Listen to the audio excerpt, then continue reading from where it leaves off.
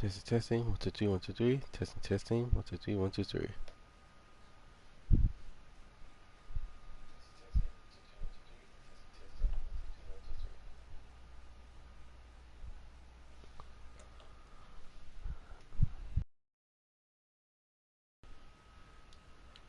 Here we go. What's going on, everyone? Goddrifter here, and welcome back to another Car Extra Racing live stream. This is live stream number 75, and we're going to continue on with the doing all of the cars in the game. So, in all seriousness, all we have right now is the R8, the Unicorn, the RTX Mark 5 Supra, the C7 Corvette, the 5th Gen Viper, the GR Yaris, the V10 Power M5, the AMG GT,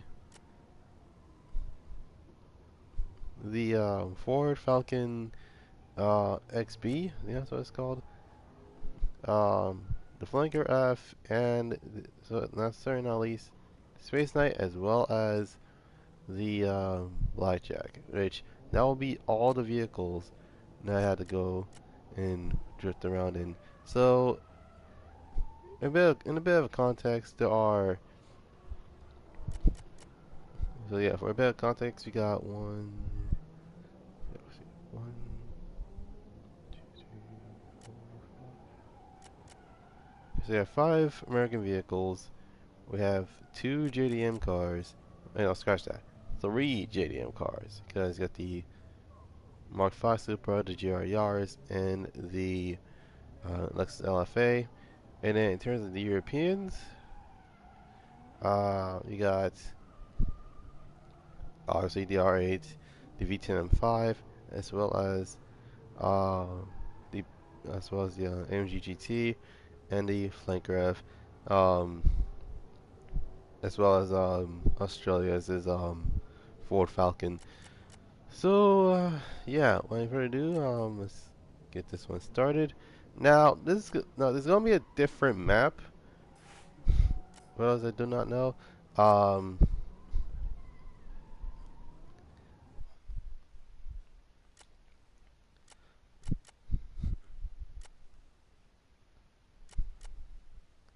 Alright, so we're going to do this in Castle Road. I know it's not an ideal tandeming spot, but the reason why I'm picking this one specifically picking this map specifically is because there is there is a drifting spot that you can possibly do, and it is literally it actually is right where one of the turns is.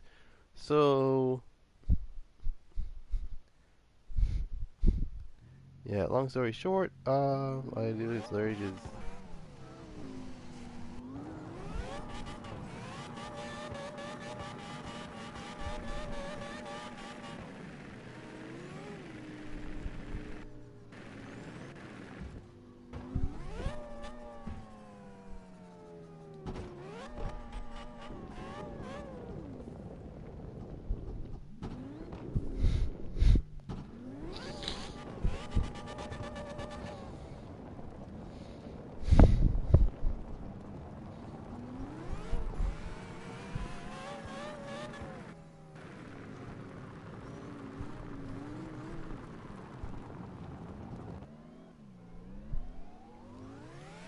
yep, and the spot is right here.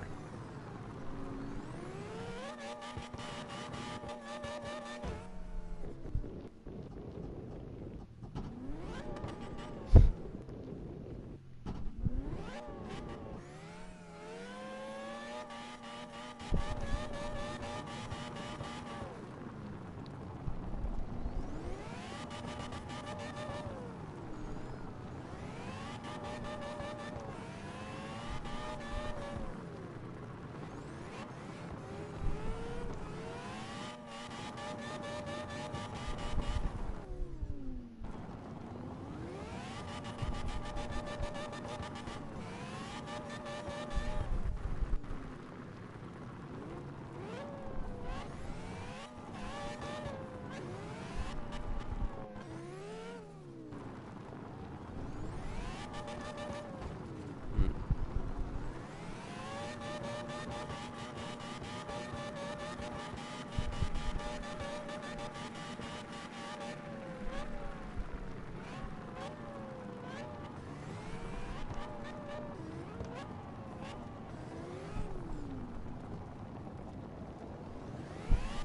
Alright.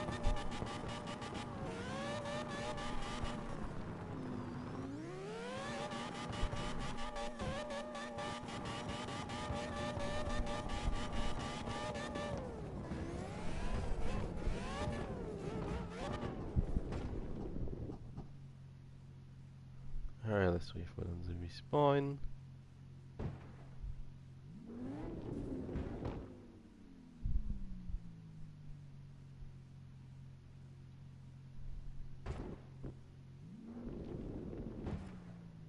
Whee! Oh my god. Okay, there you go. So yeah, for those that are wondering, okay, why Castle Road though? Why simply, there's that Christmas tree right there.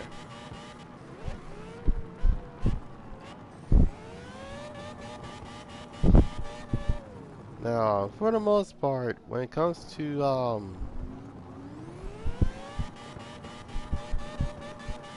like places that had literally snow, I've been to such place. It's called St. Louis, and I am not joking.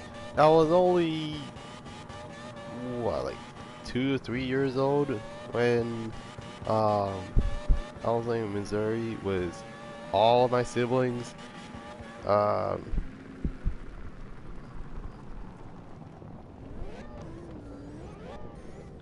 but then when it comes to like literally just like, oh yeah, it's gonna snow soon. Yeah, my parents got tired of the snow, kinda. But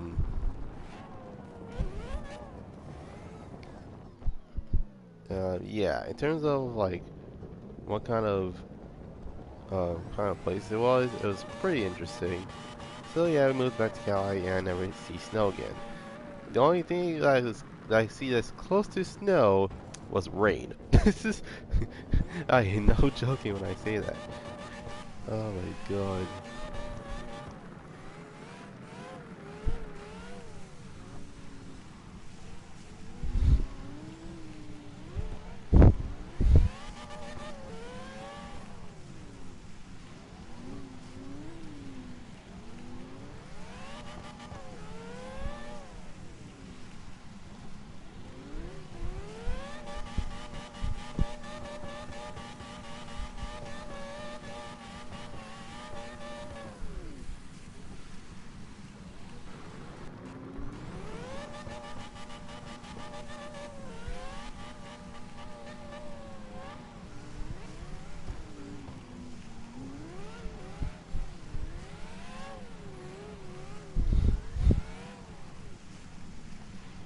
Hmm.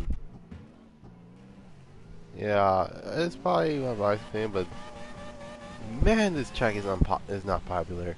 I don't know why it's not popular. Like, of all these snow themed, well, okay, that's probably the reason why, because it's snow themed, meaning that there is no smoke, literally mean no tire, and also means that it's slipping all over the place. Well, that's basically what an ice track is. It's basically, and not to mention, we already slide in the game, so so what's the difference? Oh my goodness.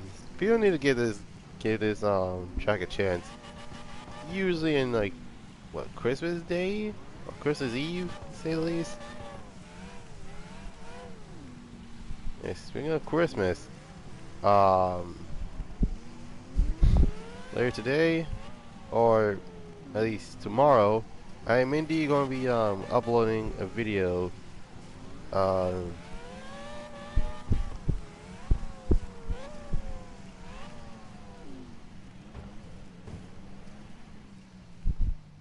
video as a Christmas present to you guys as well as to many others. So there's that. But the thing is, I'm not telling you guys what it is though.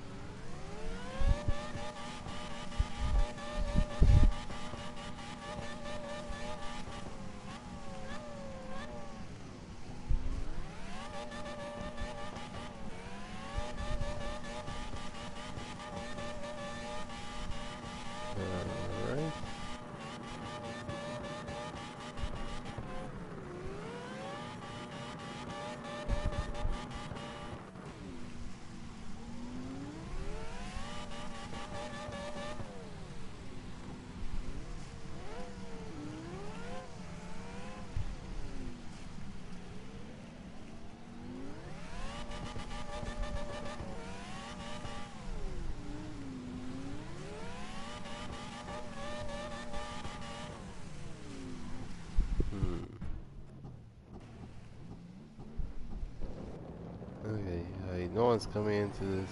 I don't know why people are not coming into the coming to this track. Like, I think a lot of people know me for picking tracks such as Springstone or East Toge. Red Rock is not bad too, but then again, it is Christmas themed. So the reason why I'm actually doing this in the first place is because, well, Christmas.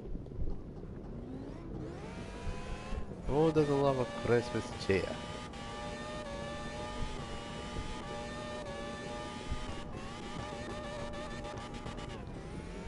Well, yeah, this. Wait, I'm not. Okay, this is. Hey, this is rich coming from me. The fact that I normally don't have snow where I'm at, but another part does. Not the southern part, on the other hand. This is by far the most underrated map that actually came out, and I am not joking when I say this. In fact, I do believe this track. I almost said car. This track was here day one. So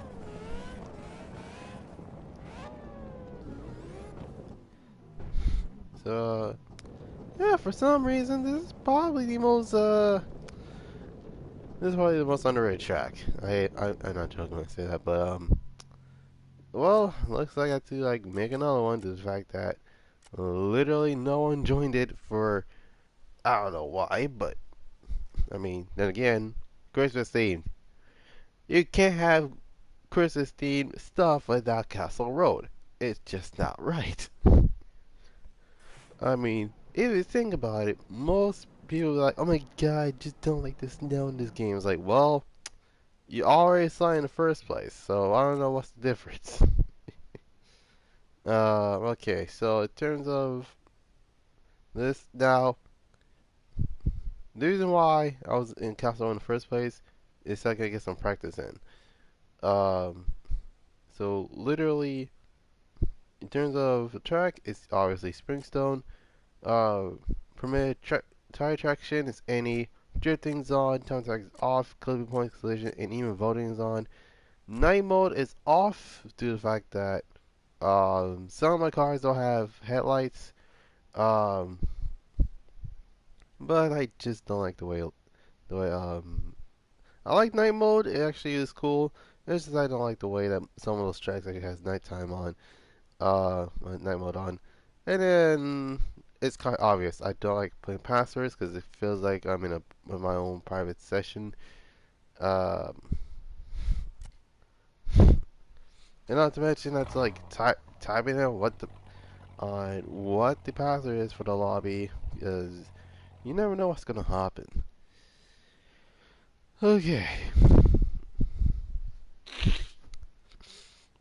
Oh,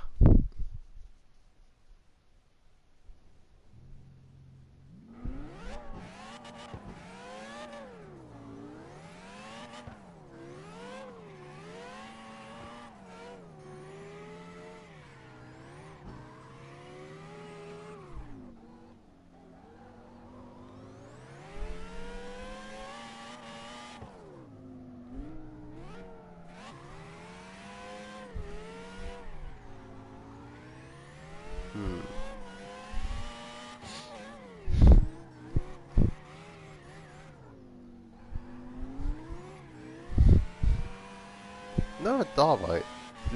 If someone actually has driven an R, has drifted an R8 in Formula Drift, because I am honestly curious.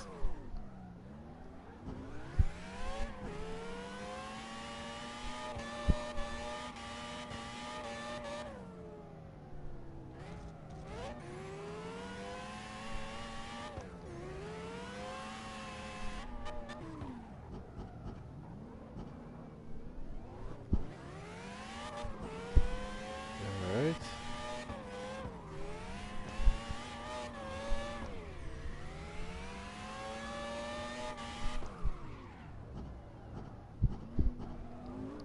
Now, normally, I'll be switching cars right now, but due to the fact that I haven't played this game in like a week or so, I am literally just, console really is just practice. And not to mention, just showing you guys how underrated in fact, that track is so underrated that no one actually, I don't believe anyone actually uses it. I've had to actually take a look.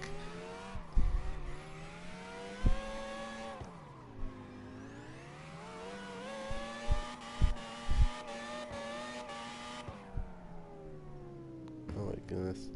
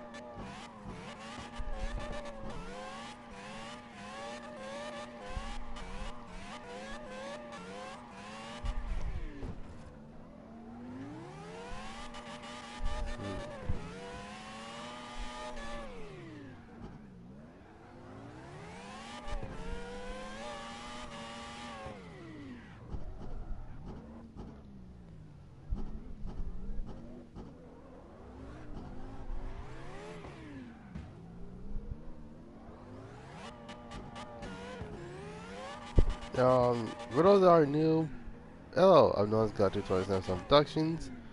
Um, in terms of what content I do automotive gaming, um, specifically anything that is car related. So literally, um, games such as Car Mechanic Simulator, Car Extras Racing, Need for Speed, Gran Turismo. Uh, if it has cars in it, I'm going to play it. And if I like the game enough, I probably will stream it. But then again, it depends on you. Like you don't have to like the videos. Um, if you want to know about the other stuff I have on my channel, well, long story short, yes I do. But sometimes it can get a little messy. And by a little messy, I mean is probably one of the many, and I mean the many times where I say, "Oh yeah, that looks pretty cool," but still, nonetheless, all right,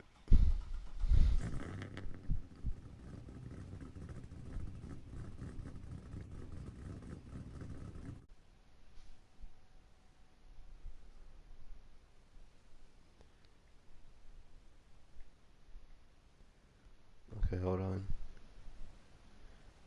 all right.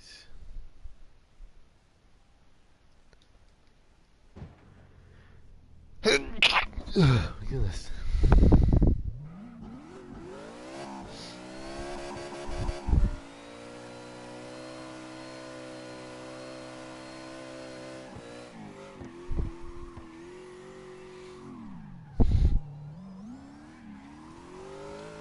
All right.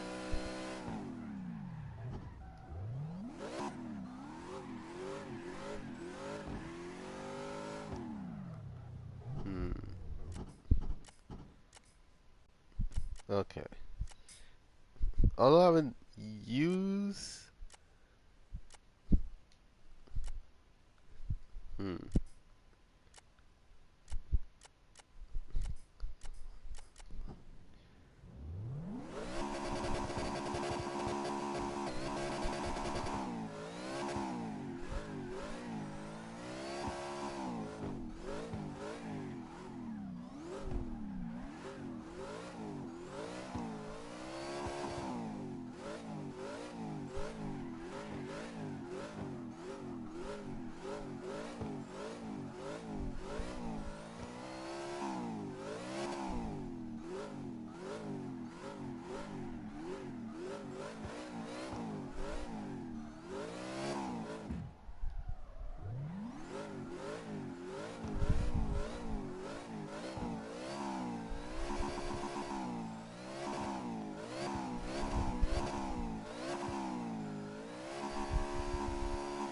Oh my goodness, this car sounds so good.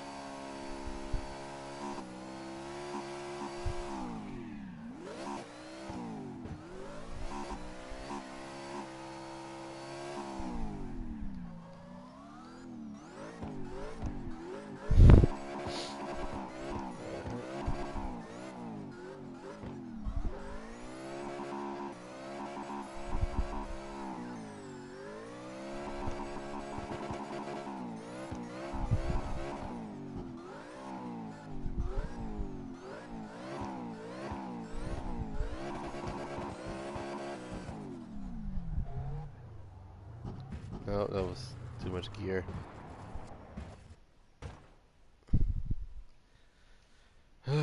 Alright. Um,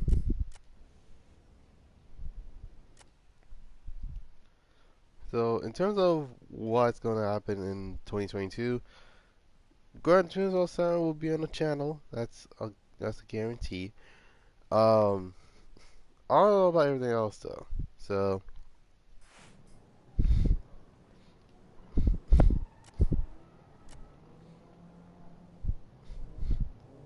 in terms of what else is gonna be coming to the channel, I have no clue. Like I honestly, and I mean honestly, have no clue what's gonna happen um with the channel. But what is possible though is figuratively and literally that that CarX isn't going anywhere. New is not going anywhere. In terms of Gran Turismo Sport, um,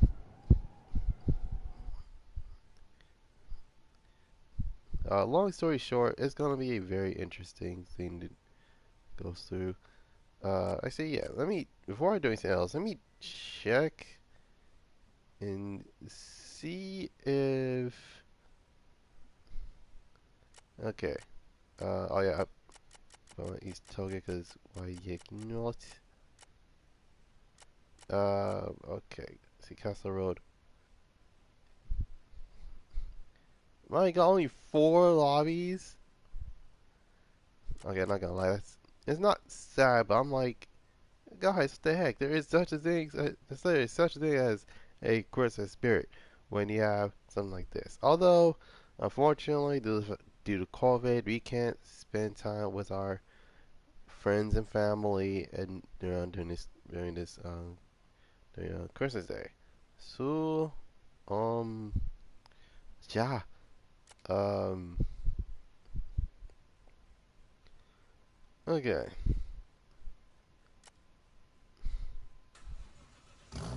Okay, speaking of which,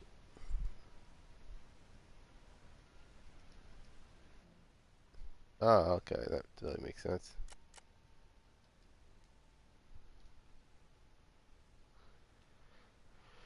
Alright, so in the first 10 minutes, gonna talk about taste in a nutshell, and then what the heck?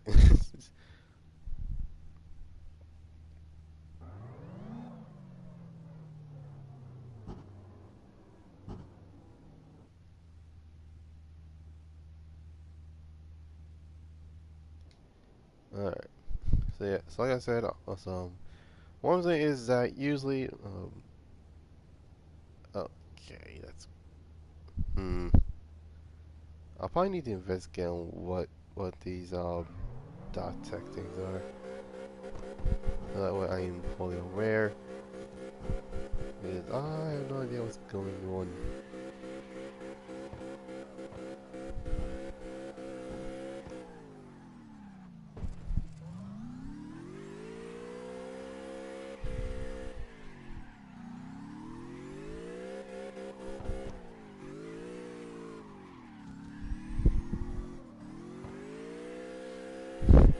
Like I said, it's usually so usually I have 3 topics. One of which is racing cliches.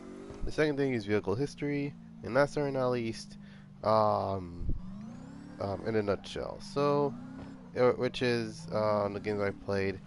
Either games are pretty much older. I say, in order for that to count, not only is it not only has to be a game that came out around when I was a kid, but the games have to be from, and I kid you not, 2003. All well, yeah, basically, so basically anywhere that is around 2014, then yeah, 2013, 2014. Um, so yeah, oh yeah, it's only like up to like 2012 and older. So literally 2012, 2011, 2010, 2009, 2008, 2009, 2006, 2003, 2002, 2001, 2000, and then so on and so forth. Um,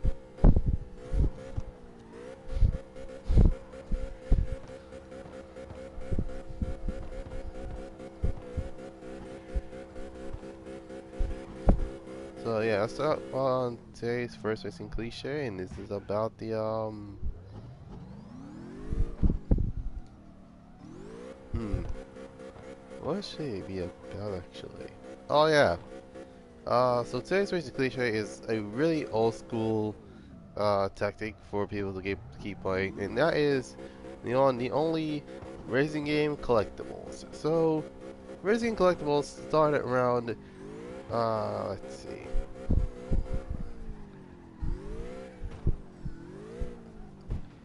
Now, if I remember correctly, around the time of Midnight Club, there are.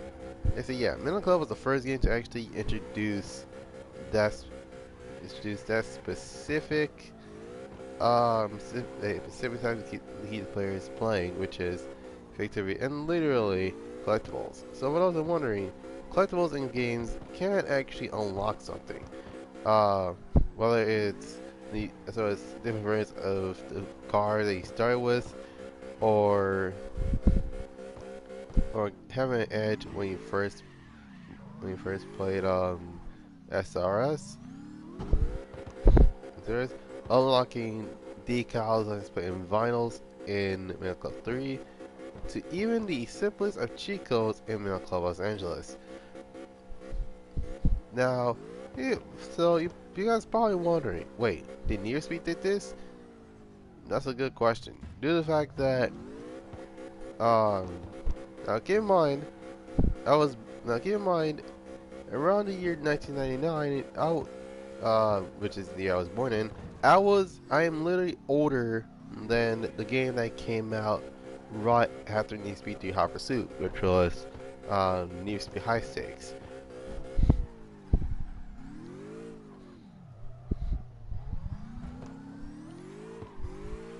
Now keep in mind that Need for Speed Hot Pursuit came out in 1998, which that game is older than me.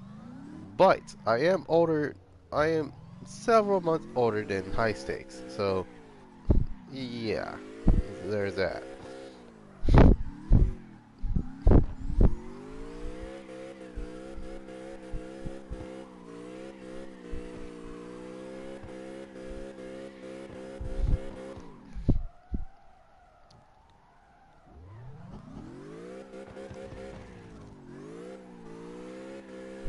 But yeah, throughout the entirety of gaming history, everybody knows what to do in terms of if there's collectibles involved. And guess what? Need for Speed kind of did it. Well, the newer ones did. With Need for 2015 collecting, oh yeah, with Need for 2015 you're collecting parts.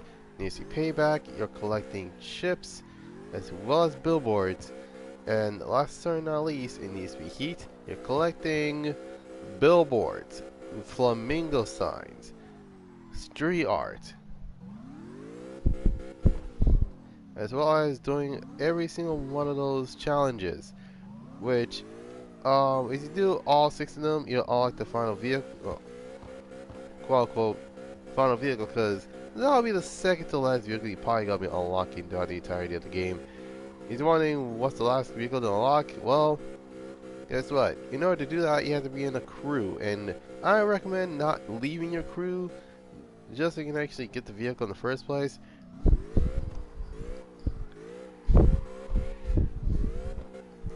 Well, yeah, throughout, throughout gaming history, it's basically kind of like that. It's like, okay, it's like a board meeting when you try to actually pitch in a new idea, and you actually want to get you try to at least get more people to look on join. Yeah. Give me a moment. Wait, hold on. Okay, so all you do is join the YouTube name. Let's see, yeah, join the room name. It's basically YouTube Live, Goddrifter247sun Production, C.M. Um, and you have to be an American server, otherwise you won't be able to join in. Well, yeah, so far it's just me and Air, just doing my own thing.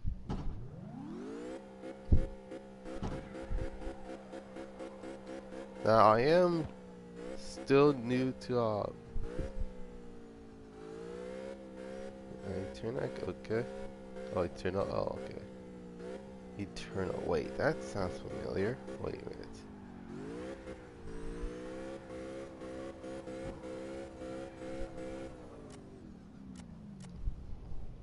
Oh, yeah,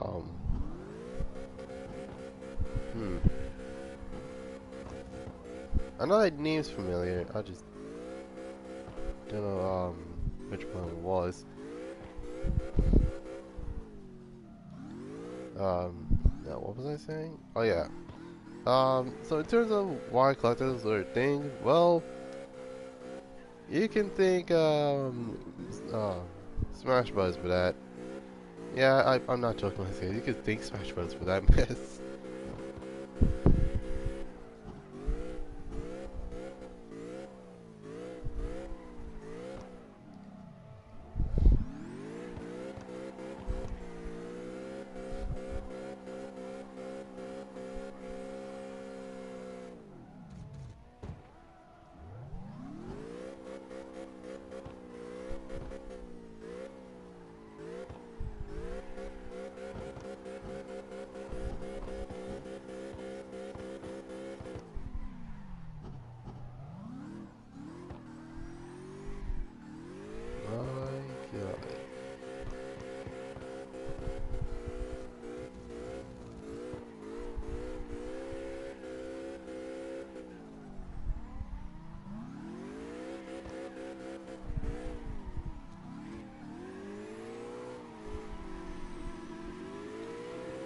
Oh, that's not on a 180.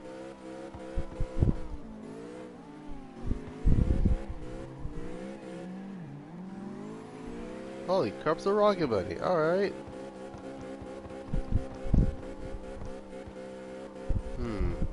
Wait a minute. Pink. Rocket bunny. Is this the... Like, I don't want it to be uncultured, but is that the, that needs to be no limits 180SX, isn't it?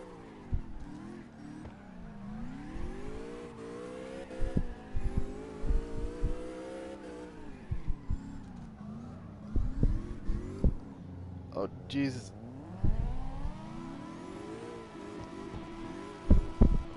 Oh my my god, I can't believe it. Well then, never in my life am I gonna see a no limits car in a game like this. Like, that's insane. It's like, wait a minute. Pink, Rocket Bunny, and not, and, oh, you know what actually triggered that? It was the wing. The wing just says it all. It's like, wait a minute. Pink, Rocket Bunny, black wheels, a giant wing that's not even, it's not even like bumper mounted. I was like, wait, this is from the mobile game. I can't believe it. Oh my god.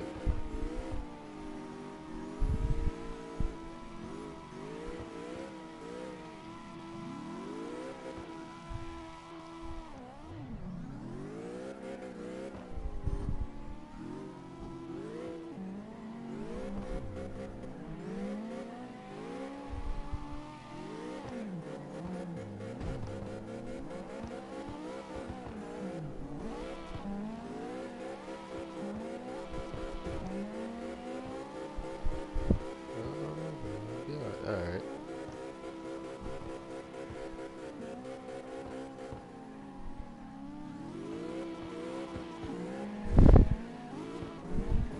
Now, there's a fun fact.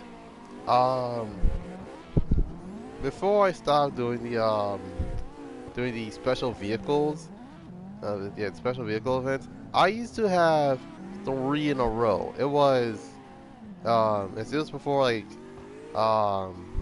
this is before like everything changed in the mini updates it has. It was the Shelby GT500, the Most Wanted M4, and I was gonna get the unicorn, but due to the fact that I didn't have enough space for my phone at the time, I kind of actually delete the game, and thus it actually restart the game entirely.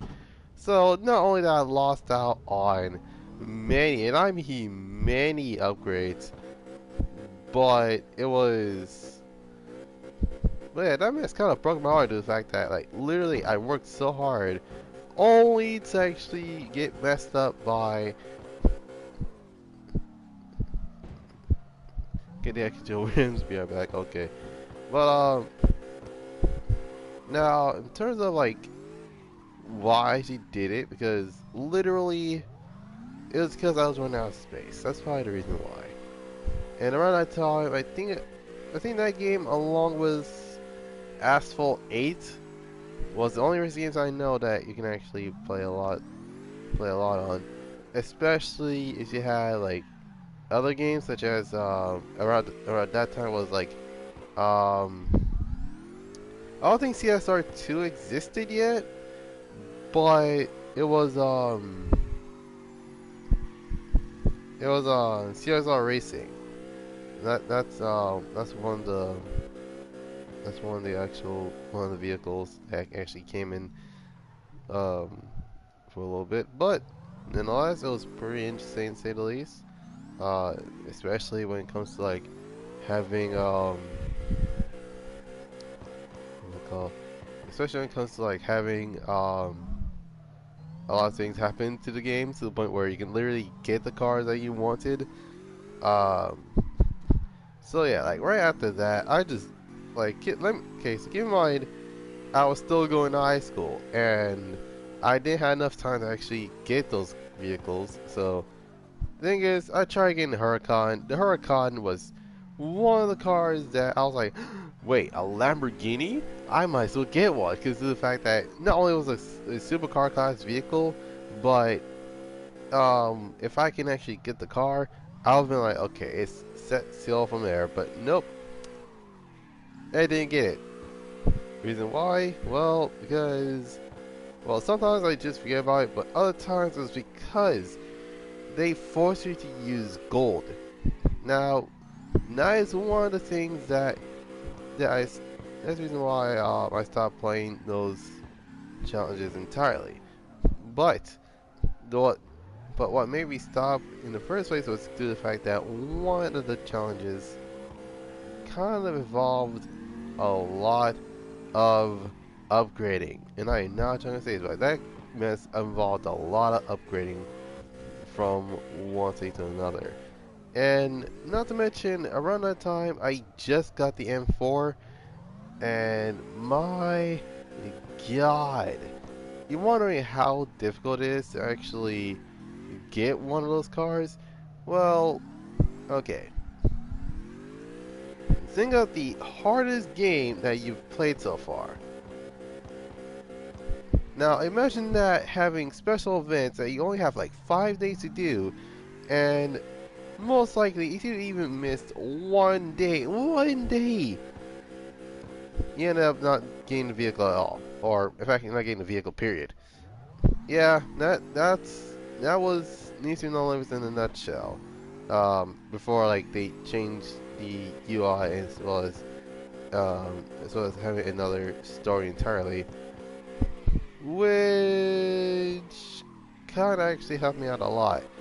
But I'm now faced with a more difficult challenge, which is Chapter 19's drift event, where you literally have to drift 2,785 85 yards and reach a time of 30 freaking, well, not 30, 35 freaking seconds. Yeah.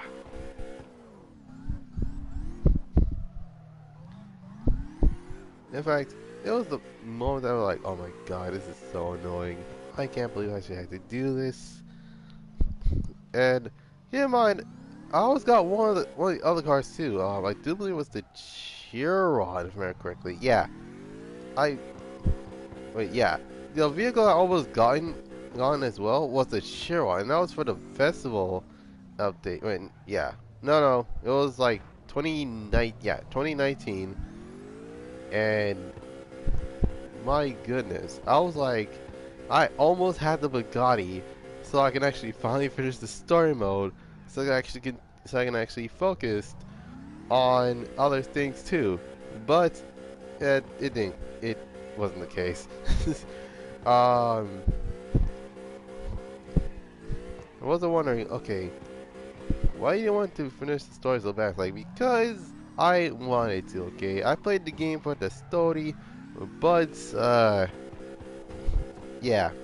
Um, and not to mention that race was, and heck, even I've used the well, right now the fastest car I have right now is a CCX, which wouldn't been the case if I actually was, well, if I was playing the game for more than a couple of years, which in that case that would have been the in that case that would have been the Chiron, but that mess is heavy, so yeah. But nonetheless, it was pretty interesting to say the least. I still play to this day. I still play to this day. Um, but I just don't focus on the other, um, with any other, not UIs per se, but it's like, okay, normally don't focus on one thing, so I can actually do another thing. But yeah, nonetheless, it was pretty insane how a lot of racing games usually has that format for racing games in the first place. But yeah, nonetheless,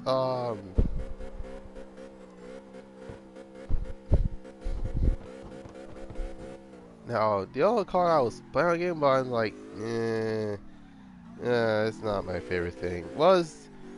And you won't believe when I say this, but it was the Bugatti Lavatoire Noir, or or AKA the most overpowered car in the crew too.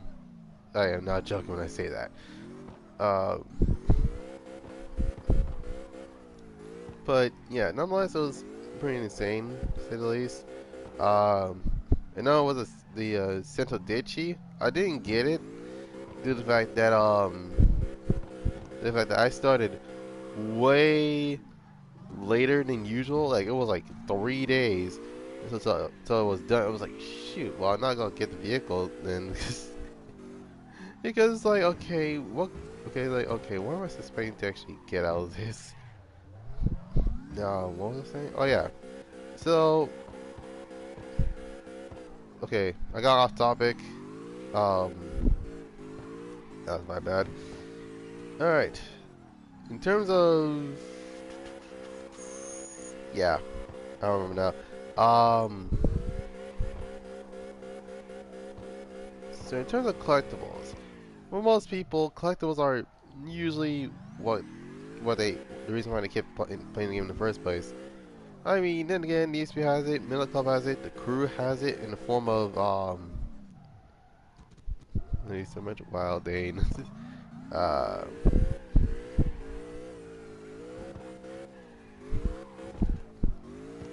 let's see. Ah, I remember now. Yeah, the crew has it in the form of those crates that had the Call of Units update, which gives you free cars for some reason.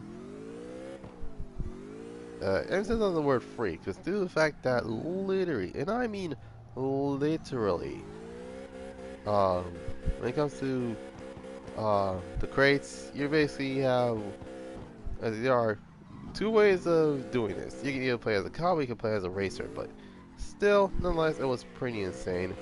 Um, insane the ratings.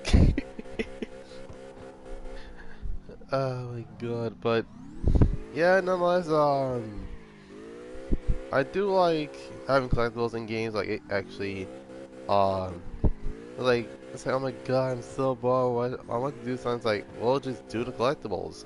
You can unlock a lot of things when you do collectibles. Like, oh, cool, okay. Yeah, not to mention, it's more like a treasure hunt thing if you think about it. But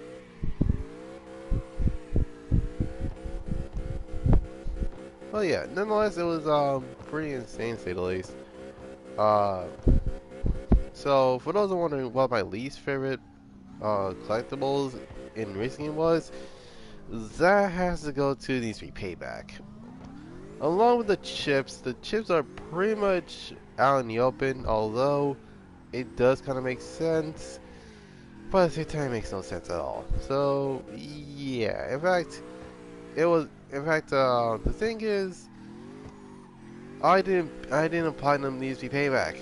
Yeah, surprising, I know, but yeah, what I was wondering, I was like, how in the heck do you not platinum needs to payback? Although, yes, I platinum these 2015 and platinum heat, but I haven't platinum payback yet. The reason is because the last trophy involves the gambling chips. I had to collect them all, one chip at a time. So the pros of having collectibles is the fact that it keeps the game from being alive, and well, that and not to mention it becomes a full-on treasure hunt. But on the but there is a con of this is literally uh if people get bored, they're probably gonna play something else. So for you future racing game developers, if you want to actually add collectibles to the game, then don't do what NC Payback did. Trust me, you do not know what NC Payback actually did. So yeah, that's today's racing cliche. Now I do have two, and I mean two more. Let's see, yeah, um, two more topics I want to talk about. So all I do is wait in like 9 minutes. Yeah, 9 minutes, because literally. Oh snap! Actually, I was supposed to ban changing cars. Hold on. Um,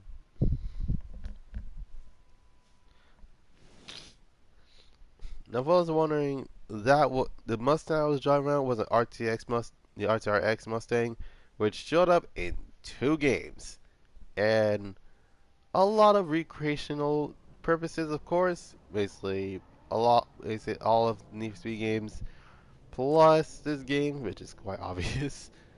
Um, all right. So up next is my Mark V Supra.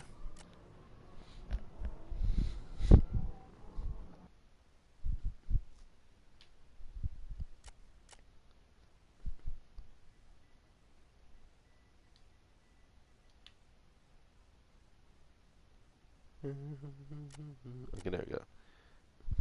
Yeah, we wanted to. Yeah. I just do what I did, and you be able.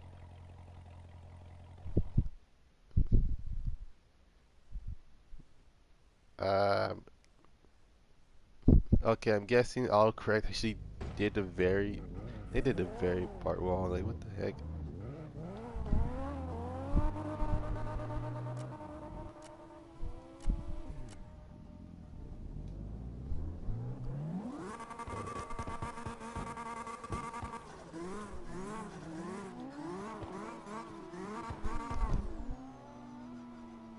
Ah, crap. I knew I was missing something. Hold on, guys. We're back. I actually need to do something with the Supra real quick. It looks so it looks so ordinary. It's like, wait a minute. Shoot, and fun fact, I actually got to sit in a I actually got to sit in a legit Mark 5 Supra. Now, let me tell you, the moment, okay, keep in mind, I am actually tall enough to actually see where the hood is, right? Now, this car is, well, it's not just expectingly low, but my God, you feel like you're a kid driving around a sports car. But, yeah, yeah, that kind of mess usually happens with most people. Where it's like, okay, let's see if I can actually send car. And yeah, you just see like, what the heck was wrong? It's like I feel like I'm slouching, but I'm not slouching, and it's probably because the boxes I actually came with, and not to mention they're loud.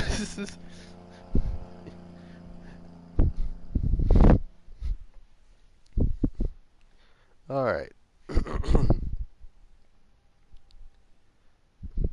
Sorry about that. Actually, I had to switch interior parts because I like, wait a minute. Why is my steering wheel look normal? It's like, oh, wait a minute.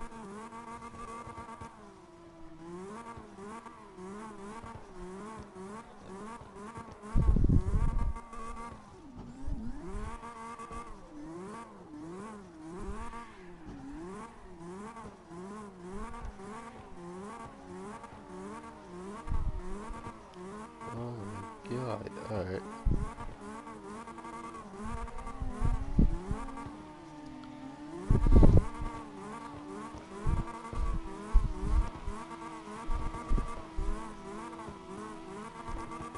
My goodness. All right.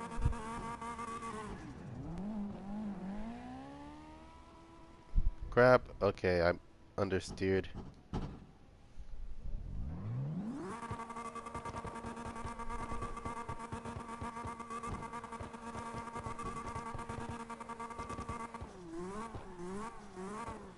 Yeah, my engine's totally not blown by now. My goodness.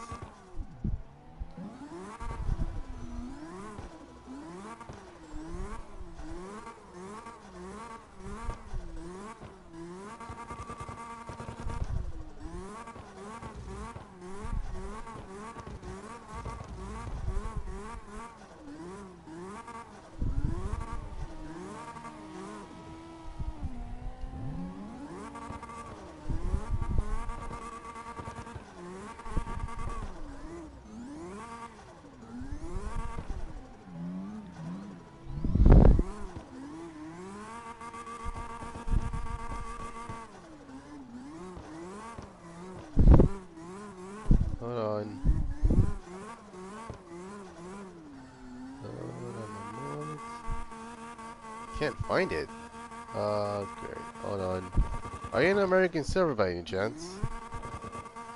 That's probably the reason why. Because normally, when people can't find it, it's either they can't find it because it's an American server, or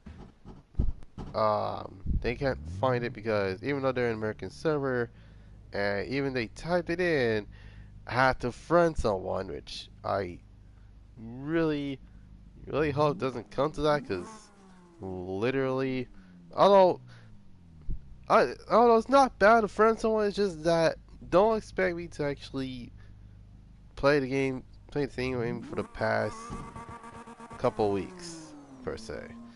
But yeah, I try to keep things consistent. So in order to join, all you do is just um, make sure you're in the American server. Type in YouTube Live. Goddrifter247sun Production. Yeah, I can't speak today. Make sure you're in the American server. Type in YouTube Live at not at bleh. YouTube Live, Goddrifter247sun Productions, C. and dot. Finally, I got the name correct. Oh my god. But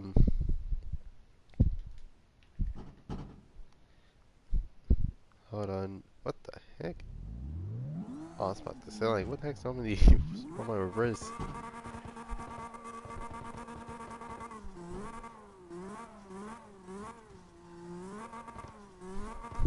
And now keep in mind that the servers in Cards is a bit buggy, so most likely you can't find it out, or just refresh the absolute mess out of it until like you actually see the name.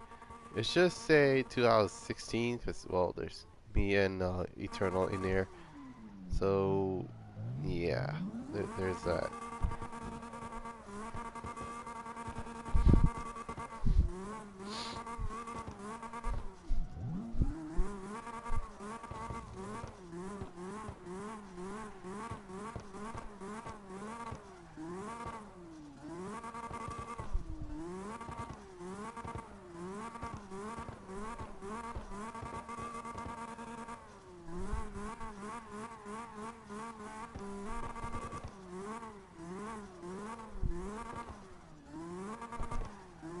I mean, then again, for a modified Supra, it actually doesn't sound that bad.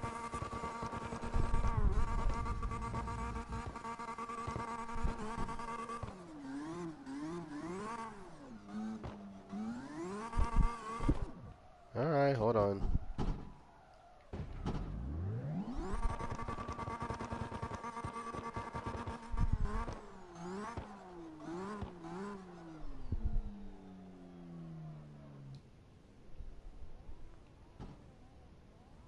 Right.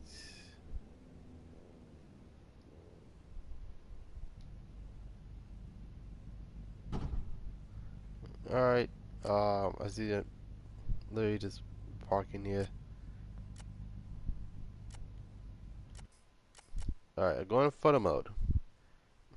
Alright, so we have my rear car Supra.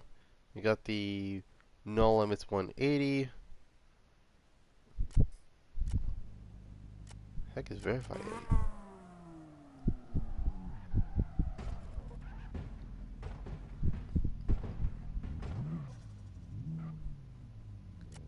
Okay, I'm guessing that's prismatic. Um,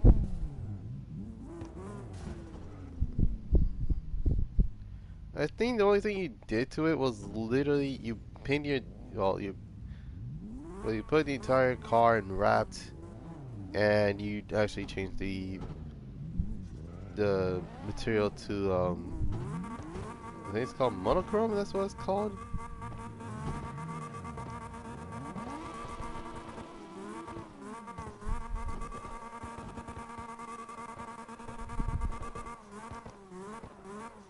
I mean, yeah, I kind of get it that it's a wrap, but I'm sorry, but I'm not a fan of it. I apologize, but normally those type of although I can't say the same because I have a prismatic style Mustang in needs to be heat, but after seeing way too many of those in real life, I kind of got immune to it.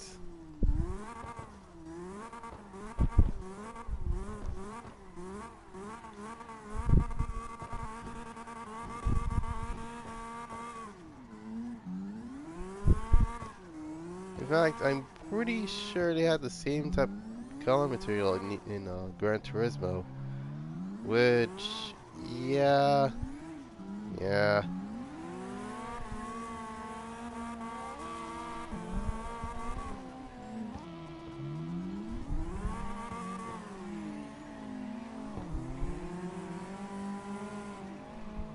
Oh, jeez.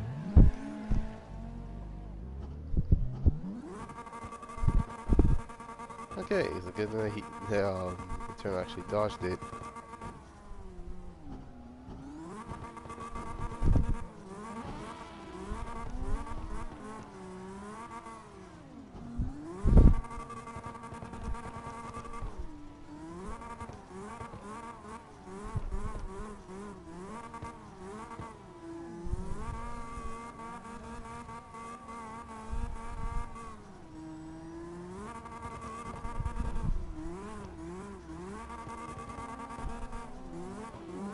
Alright.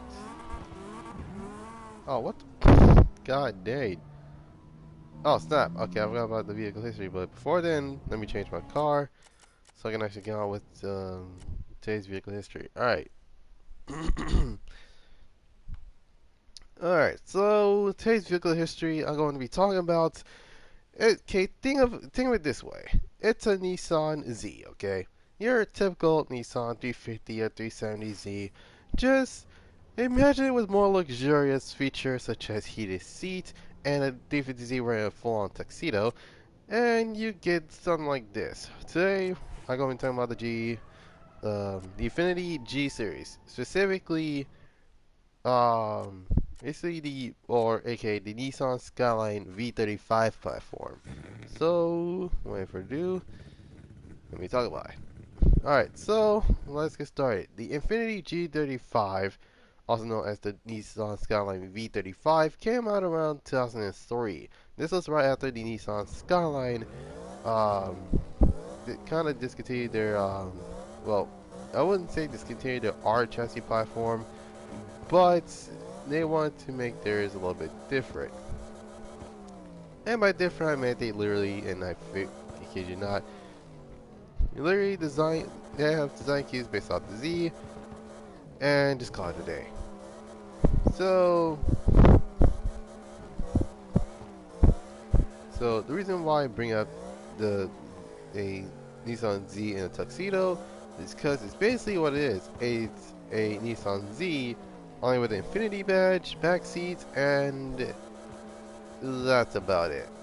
Everything else, exterior design, you can actually just get it off the Z. Like I'm not joking when I say that. The only difference being that, okay, unlike the Z, the G35 has some pretty cool taillights, but that's just about it. Everything else is the same. Well, not the same, but it's similar to what it has right now.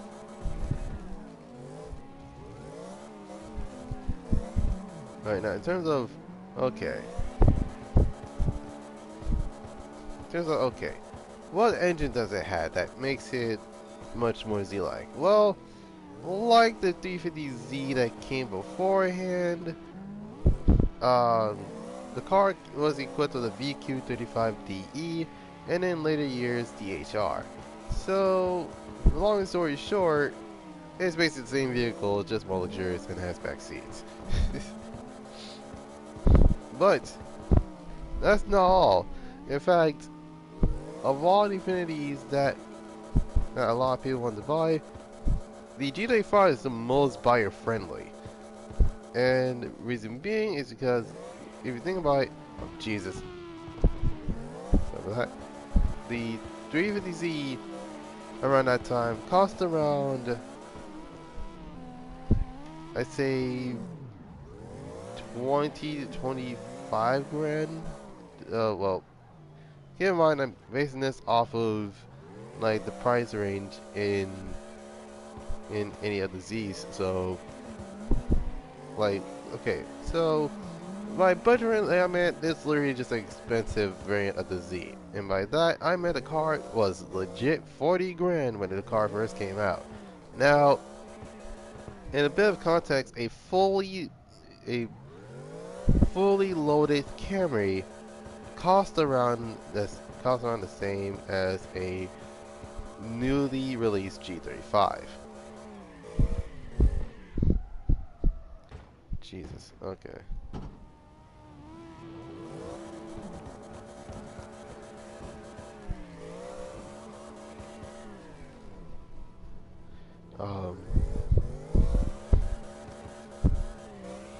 Well, yeah. In terms of like yeah, okay, so in terms of, so most likely, like I said, it was 40 grand around the time, which, yeah, it was insanely pricey for what it was. Now, another bit of context, a Lexus GS300 around the time only cost around 60k. Not 16, 60k, my bad. But yeah, um, in terms of why it cost that much, because luxury, that's why. Anyways, um, so the car ran from 2003 all the way to 2007. The car at the aftermarket for this car was ridiculous, and I am not kidding when I say that. And by that I meant like there are two. Okay, yeah. Not to mention there are also two versions of the same car. The only difference being that one is a coupe, the other one's a sedan. No, that in my personal opinion, I think like that's everyone's like test, like everyone's like drift, like literally drift, uh, like a drift tester. I think that's what it's called. But yeah, a lot of people legit drifted these photo yeah photo sedans to say the least. Well, yeah, nonetheless, it was pretty cool that that the sedan is actually getting a lot of attention now to the fact that a lot of people though when it comes to G35 AFK. Okay, so what was I saying? Oh yeah, it's basically um yeah the sedan is pretty. The sedan variant is pretty interesting to say the least. Um, though it's not as problematic. Let's see, and his speeches. Ah, okay. Oh god. Okay. Oh, you want to call it? I know you just call it my topics. Basically, it's what I like to talk about. Um. All right. Okay. Now what was I? Oh yes. So in terms of what actually happened around that time, a lot of people, well, to the fact that the GTA 5 was a 350Z in a tuxedo, they probably put two together like, oh, it's literally just expensive Z. That kind of actually branched Infinity off as just literally a luxurious Nissan. That's basically to summarize what Infinities are. But yeah, more than likely it's pretty insane on how the GTA 5 actually got started. But yeah, and overseas it was called the Skyline. Now if you think about it, they wouldn't name it differently. But the thing is, the Skyline was literally is what it was. It was a Nissan Skyline. A lot of people when someone says Skyline, they usually think of one badge and one badge only, and that was the GTR. No one didn't expect I can speak today. No one didn't expect Nissan to make a different variant of the Z, which makes absolutely no sense, especially when it comes to the actual cars themselves. And yeah, you probably already know where I'm going with this. So yeah, most people think like, oh yeah, Nissan GTR is gonna come back. It's gonna be cool. And guess what? The Nissan GTR came out. Yeah, Nissan GTR, not Nissan Skyline GTR. Now, in terms of how I went to the Skyline in Japan, well, it went from the R chassis to the V chassis, and yeah, they thought they actually had both the coupe and sedan models. The sedan being slightly more expensive than the other one, but yeah, it's kind of interesting to say the least. So around 2008, which okay, let me summarize what 2008 was like. Okay, in 2008, you have the stock market crash. You got people listening to what was the song? Oh yeah, you got people listening to Boom Boom Pow by Black Eyed Peas. And you got probably one of the most interesting G30, um, G30 series they have, which, for those wondering, that'll be the G37. Or, yeah, it's a play on words because G37 is literally a 370Z with a tuxedo. Well, no, scratch that. It's a tuxedo that is made out of diamonds, first and foremost. And by that, I meant it's literally the pinnacle of luxury that they add to, well, a V chassis platform. Now, in other parts of the world, it was called IPLG, which I'm wondering what that actually stands for. But in the US, we got them as G37s. So, what is it about the G37 that actually intrigues me? Well, it's the aftermarket. And most people wondering, I say, okay, why do you have okay, why do you have a G37 when you can easily buy a G35? Aren't those expensive? Like, I mean, they are, but they look kind of cool, to say the least. And not to mention, the G35 and G37 had a huge design difference. And by huge design difference, I meant they look entirely different from each other. Which wasn't wondering what's different about the G35 versus the G37. Well, bylines of the car, and not to mention, the car is more sleeker than the last model, and not to mention the engine. Instead of VQ35, it has the VHQ37 that legit makes around the same exact horsepower as the 370Z, which, yeah, kinda didn't do a lot of research on. Now, okay, now before I even continue, you have to realize that there are differences between two VQs specifically. The VQ35DE and the VQ35HR. HR standing for high revving, which is what a lot of people go for, but unfortunately due to the fact that, oh my god, kind of drifted, actually not drifted, kind of understeer by accident, but, well yeah, throughout the entirety of, the years of the G37, as well as the 370Z, yeah, you can already tell throughout the years on which car actually went into a different model first. Now, I wasn't wondering, yes, in Japan it was also called Skyline. Don't expect me to not call it a Skyline anytime soon, because that's what it's called. But, yeah, the V37 was probably one of the many cars I actually do kind of like. In fact, I was actually legit thought about that car as being my first car. Now, it was either that or the 370Z, but I'm pretty sure 370Zs are pretty expensive right now due to the full-on thing called drug taxes. But, yeah, nonetheless, it was pretty fun.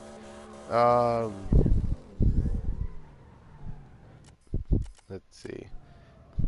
Although it's kind of interesting to say the least, the VQ is, well, it's not durable as you want to say it, but yeah, nonetheless, it's pretty cool. So I was wondering, okay, where am I gonna go with this? Cause oh yeah, so yeah, G37 came out in 2008 and then around 2013, and it will be until 3 years later that we've gotten a new vehicle, which that would be the Infiniti Q60. The Infiniti Q60 was another case entirely. Now, although it was still called a Skyline, yeah, we just wondering how he knows all of this. A lot of racing games, a lot of YouTube videos, and a lot of Wikipedia. Just crammed it all into one mind. I was kidding. But yeah. Now what was I saying? Oh yeah. Um, so yeah, in terms of what happened around those 3 years, well, in around 26, well, yeah, since the car actually last year was 2013, I was only in middle school. Need to Speed Rivals was a thing, and not to mention it was that game was a disaster, and not to mention Cody Ghost was a thing. That was also a disaster. Assassin's Creed Unity, yeah, okay, yeah. Long story short, the worst year of games, period, and not to mention, um, yeah, it was kind of interesting to say the least, and it was like and it was literally the second term of Obama as president, but nonetheless, it was pretty insane. But we get something cool out of it. The Dodge Viper came out. The new Dodge Challenger Hellcat actually just came out recently, which was 2015. But around 2016, Need for Speed 2015 just came out and was doing very well so far, as well as Forza Horizon 3 that legit came out a year after. But what did came out was the Infiniti Q60. Now, for those who are wondering, the Infiniti Q60 came out 2017, but it was only a concept car around Forza Horizon 3. So, in terms of why it actually, why am I talking about this car now, even though that car belongs to the Q series instead of the G series? Well, similarities due to the fact that literally the Q50 and the Q60 are figuratively and literally a G35 and a G37 platforms. Oh yeah, I forgot to mention the G37 also came with a sedan. Just saying, you guys know that. But anyways, the Infiniti Q50 and Q60 all share, well, not all, but those two share one thing in common. It's not just the engine. It's also the material that they actually use. In fact, I sat in both. I sat in both Q50s and Q60s. Yeah, those two are pretty insane. Well, not insane, but those two are pretty comfortable, to say the least. So, yeah, throughout the entirety of what's going on with those cars, I'm not be surprised if we end up getting a newer variant of the G series or the Q series, because right now Infiniti is doing very well so far, although they're not known for their reliability. Talking about the CVTs, of course, but nonetheless, it was, in all honesty, it was pretty insane on how this car came in as just a regular Z with a tuxedo to a full-on luxurious, well, luxurious plant, of course. But yeah, so yeah, the Nissan G series, well, G35, the G37, the Q60 was around 2003, and it's still going strong to this day. But yeah, it's basically it about vehicle history. Oh, I gotta need some water after that mess. And I actually drank all my water bottles beforehand. Shoot. Oh my goodness.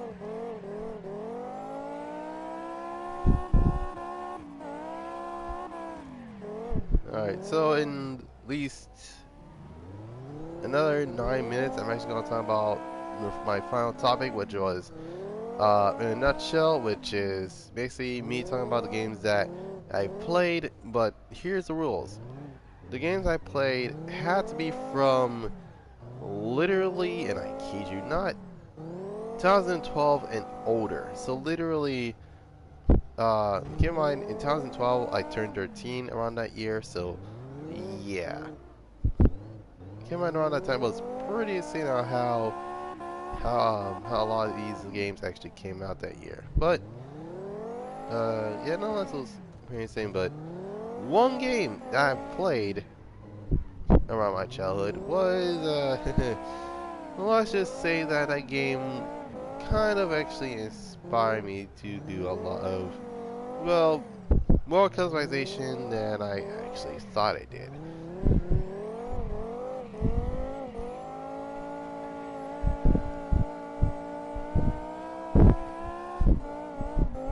But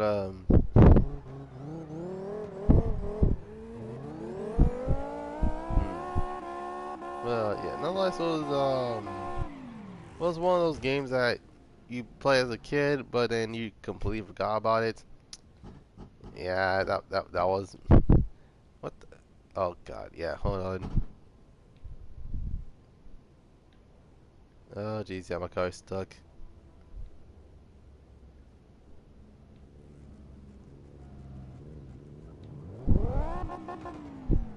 Okay, there we go.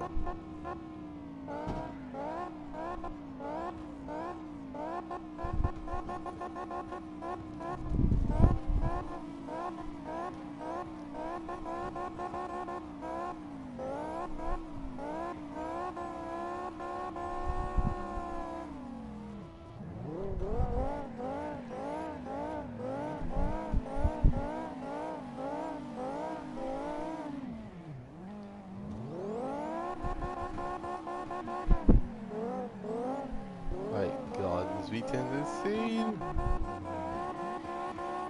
Then again, I'm surprised you don't have any 12 cylinders or any 12 cylinder vehicles. That's not a, well, obviously not a full on semi truck, but it's whatever.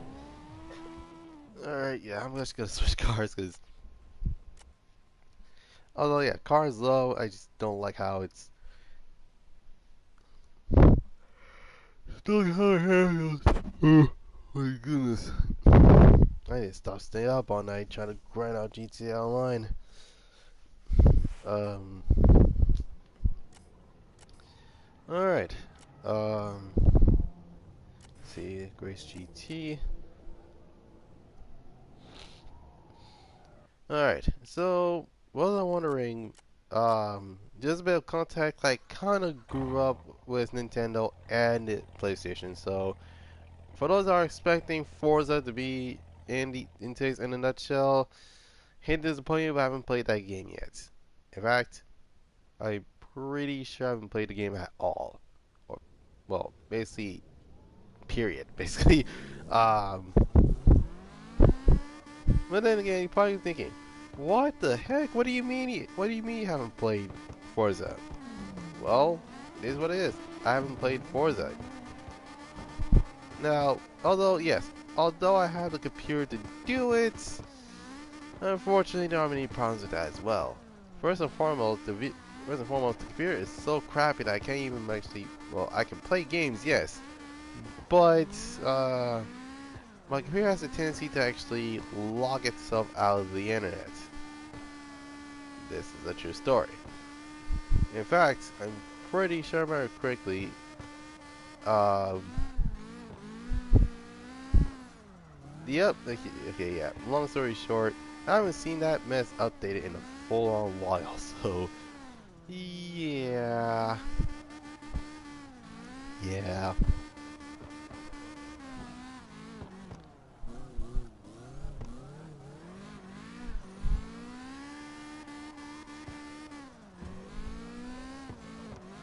Oh, and not to mention, also legit full-on, full-on car window shopping, which is literally just go all Tempest and just search up a vehicle, and yeah, you basically get what you're looking for, which, yeah, kind of like that for the most part. And not to mention, some games have different names for the other cars, so yeah, things such as things such things such as the Nissan Skyline as a GTA 5. You can think you can think Fast and Furious is the game, and Dark Senior is 2 for that. Yeah.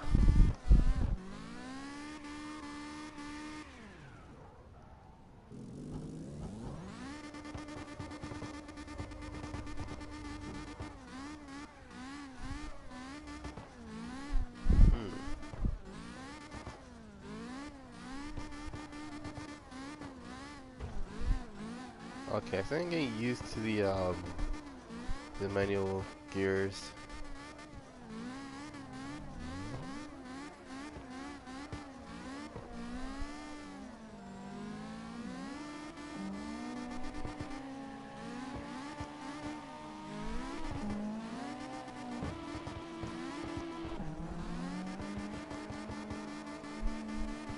Alright.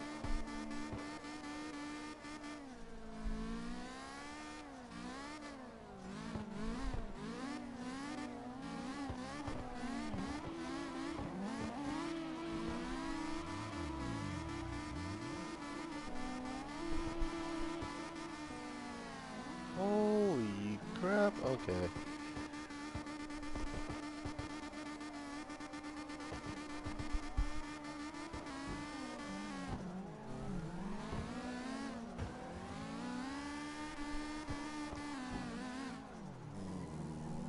Okay, so in around at least a minute and 30, well, now 20 seconds, can I can actually talk about today's in a nutshell, and guess what?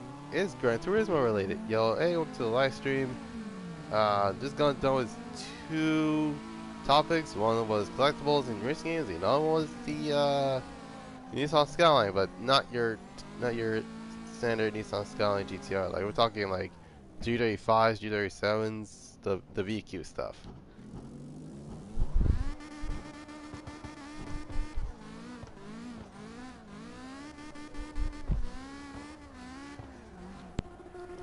Is that a sticking Jeep? Wait, that's not to mention, doesn't the Jeep actually have a full-on?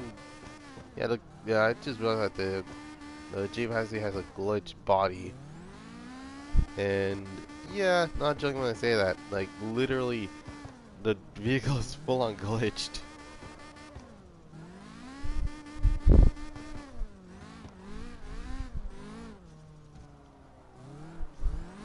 All right, so in terms of today's in a nutshell, the the reason why I was into this game, well, knowing how I got into that game, because literally I played at my sister's friend's house, PlayStation 2, which our brother had, and yeah, I kind of fell in love with the game. So anyways, today's in a nutshell, I'm going to be talking about Gran Turismo 3.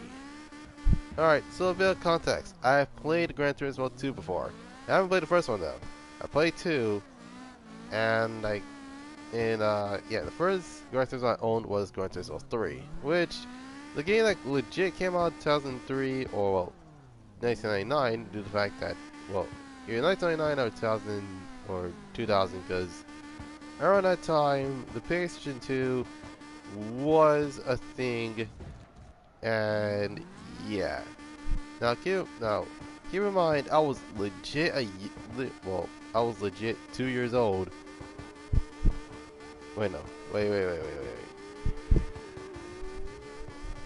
Yeah, I was only a year old when the game actually came out. So, yeah. Long story short, it was pretty interesting to say the least. Um, so, story-wise, there is no story. It's Gran Turismo. History-wise, well, I can tell you about that much. The first Gran Turismo was Gran Turismo 1. Gran Turismo 1 was literally, it took 5 years to make. Now, in a bit of context, a bit of context, it was, keep in mind, it was literally the 1990s. And I'm going to use the S chassis for example. Let's say the S13, S13 Coupe, to say the least. Now, it would take him 5 years for the vehicle. It would take him 5 years for that Gran Turismo to be made, and around that time, the S14 was still been out, and it would have been the Zenki version. But nonetheless, it was pretty cool to say the least.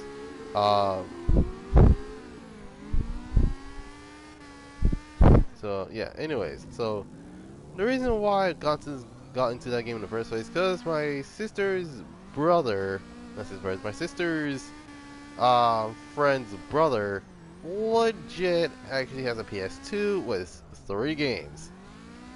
One of them was in Close Street Racing, the other one was one was in Close Street Racing, one of them was Spy Hunter, and the one I'm talking about today, Gran Turismo 3, which came out around either 2000, 2001, 2002. I can't remember, but yeah.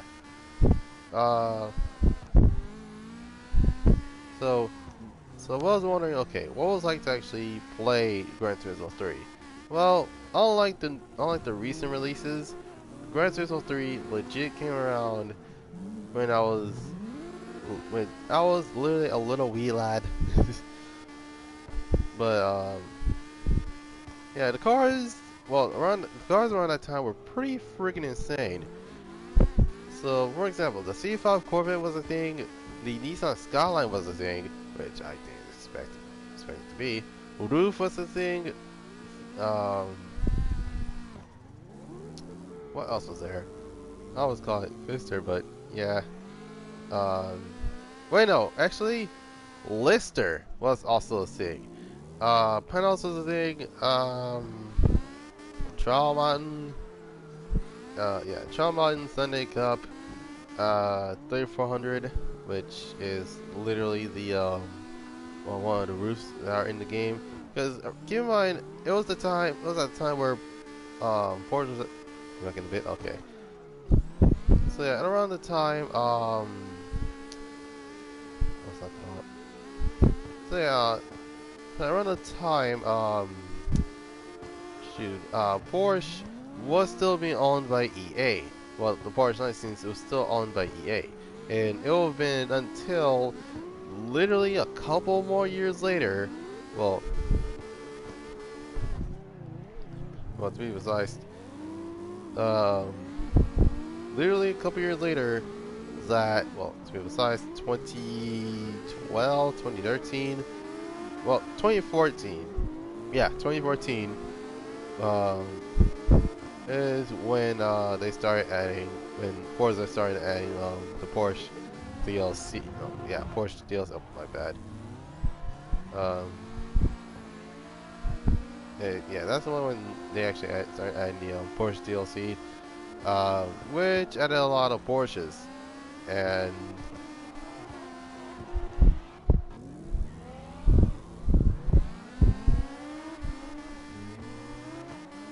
yeah, it was pretty insane, to say the least.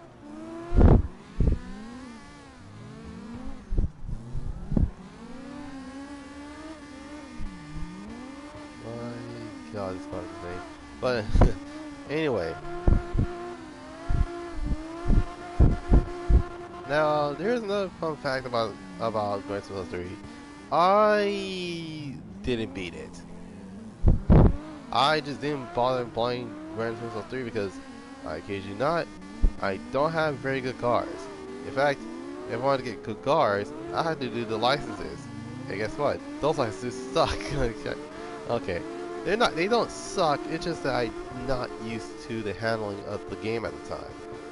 And by then, I will still have the mindset of an arcade racer, not a full-on simulation. Although SimK kind of works as well, since the car can become a little bit of an arcadic issue, to say the least. But still, nonetheless, it was pretty cool. I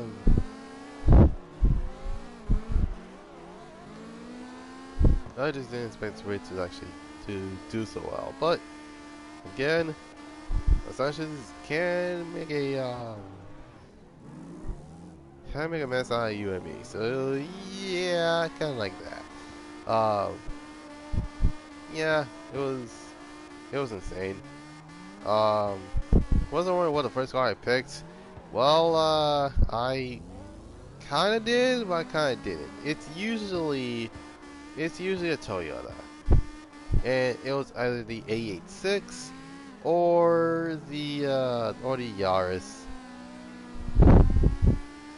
Yeah, I think I wasn't good at picking the right car for my car at the time.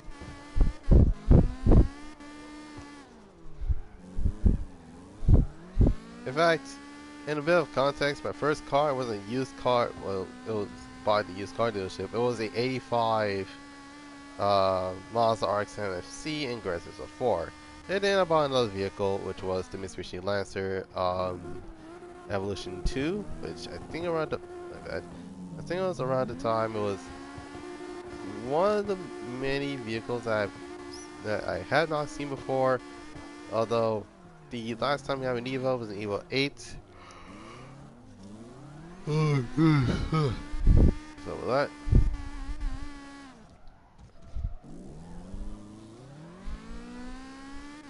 Now, cars wise, that car, okay, not gonna lie, if if Forza came out at the same time, I'm sorry, but they wouldn't have a chance against Turismo 3s.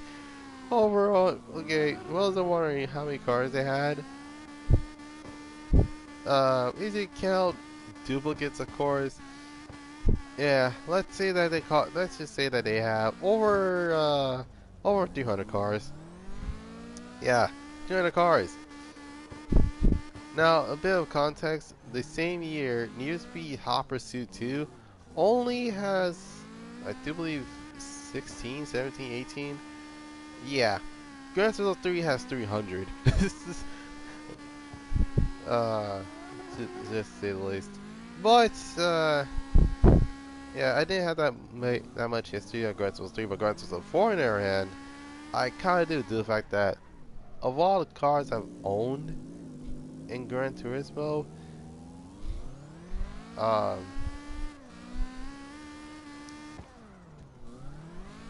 the RX-7 I felt was the most interesting of them all, due to the fact that one, you can get a rotary engine right off the bat, and um, two, you can legit visit REMMia so you can actually get your car tuned. And yes, you can actually visit tune-up shops instead of going to the car settings menu and add a lot of power to the car, because that totally is legit. I'm sorry, but due to the fact that of how inconsistent it is, it's like, wait, so you can actually buy power just with mileage points. I'm sorry, who the heck is this? um, but yeah, nonetheless, um, it was entertaining to say the least. Um,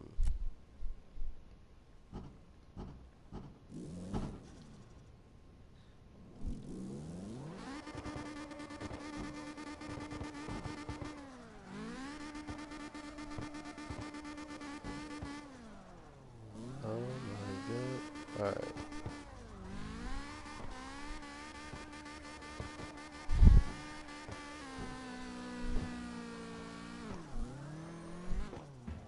Alright, so another thing about, um, Gran Turismo 3, or, well, as well as Gran Turismo 4, is to how many races you have to do in order to actually complete the game, and there is a lot. But in Gran Turismo 4's case, in order to actually unlock more races, you probably gonna need to do the license for it, which, not gonna lie, that was like least favorite thing to do in Gran Turismo, which is getting what's that called? Which is getting the licenses.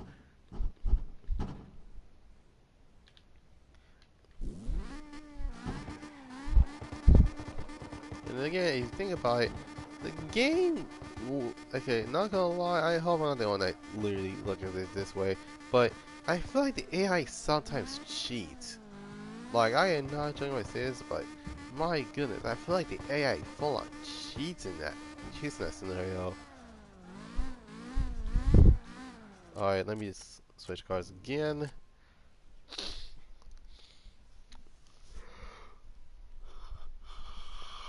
Oh my goodness. Ugh. Oh my goodness. Alright.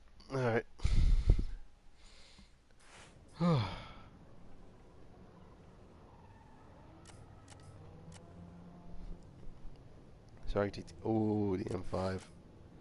You got an M5 in our hands, boys. Anyways, um, but yeah, it was interesting to say the least. But well, unlike Gran Turismo 3, Gran Turismo 4 has 500. This is, I am not joking. In that game, Gran Turismo 4 has twice as many as Gran Turismo 3's car list. My goodness. Now, here's the thing. Here's a bit of context.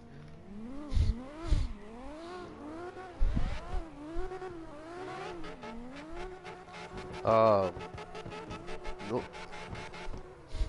Now, a bit of context.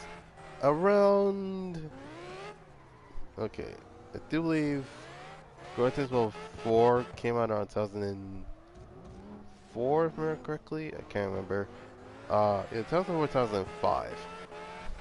Because around that time, Middle Club Los Angeles not Los Angeles, Middle Club 3 only has around 60 or so cars.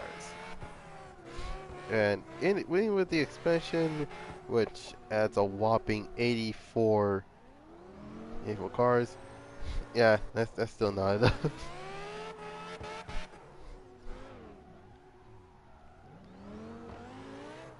Well, it's interesting to say the least.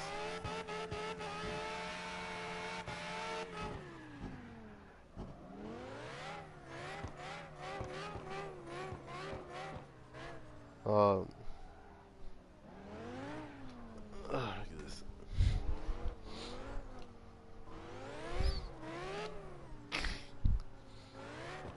Okay, I'm back. Alright, oh snap. Oh, wait a minute, what? Oh, snap, I'm going backwards. Is that right? Wait, hold on.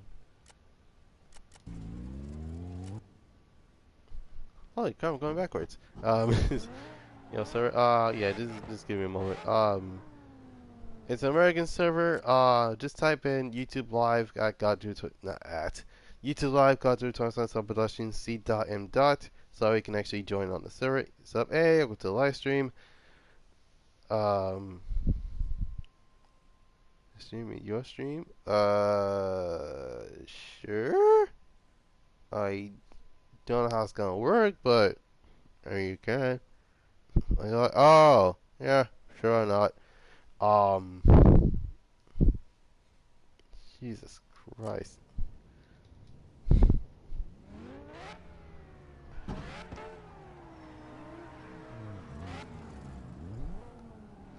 Wait, I forgot I'm going backwards. Jesus. Anyways, alright,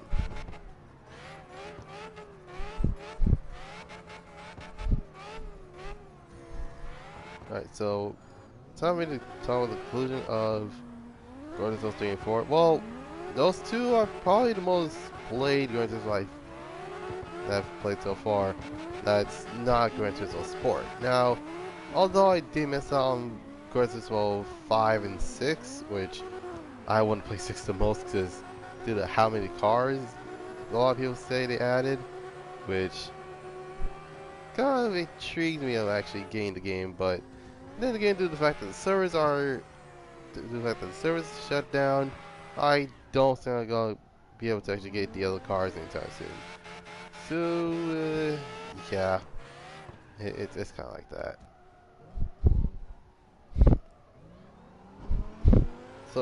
So yeah, tell me to rate the absolute mess out of Gran Turismo 3 and 4. So, in terms of Gran Turismo 3, gameplay wise, that is a gameplay wise, that is a full on A. Car wise, that's a full on S triple plus for some reason. Track wise, it may not be a lot of variety, but I'm gonna give it a B. And last but certainly not least, the car sound notes. sorry, but that's a bit of an ouch right there. Especially when it comes to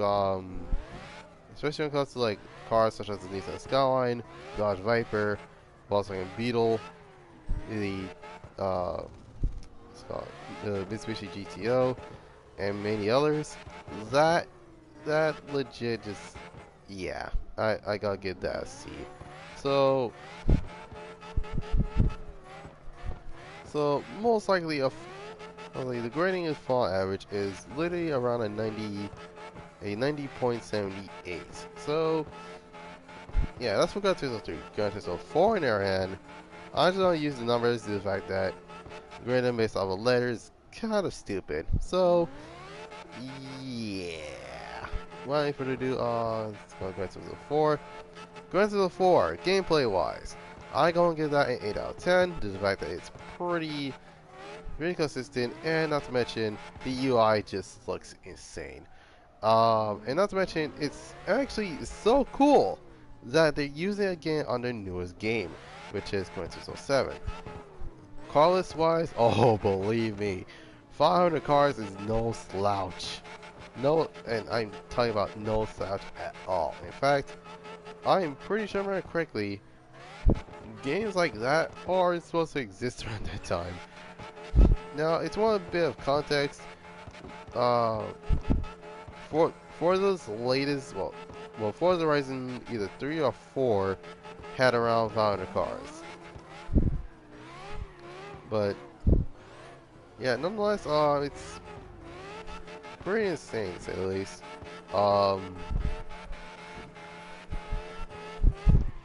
Now, what I do like about going to the 4 is the fact that they added like aero parts that you can actually add to your car. So you can actually add either APR wing or a GT wing, or you can actually add like the wheels. Like the possibilities is there, and many people actually want to take advantage of that. But nonetheless, it was pretty how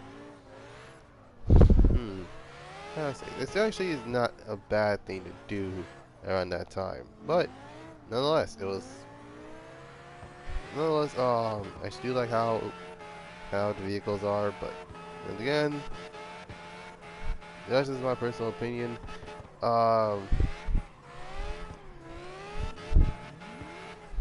Track wise, there are a lot more tracks than the last game, so I'm gonna give that a 9.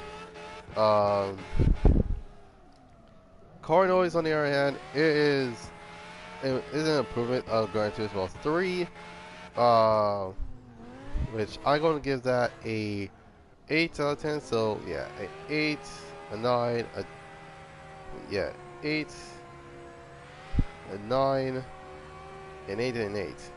And well, replayability, I'll go give that a 10 because I do believe a lot of people do come back to actually play those games again, and they got the chance.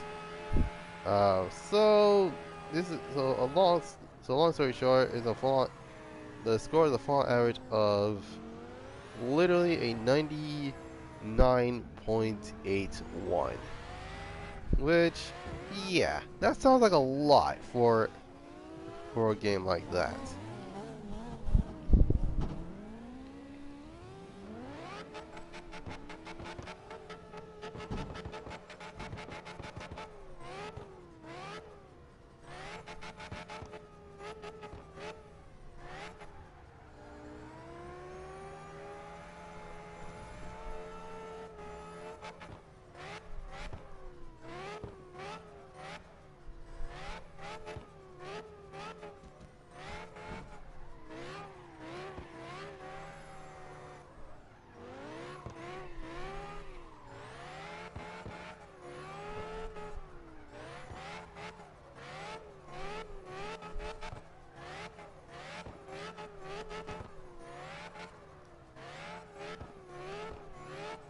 Okay, I can actually. Okay, I do believe I found this car is just gear, which is. I kid you not, legit third gear.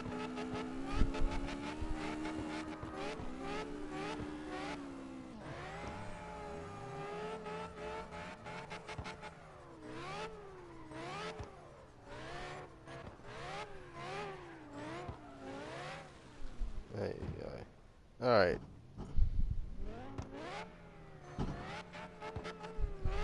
Now, I want to add one. I actually want to add an.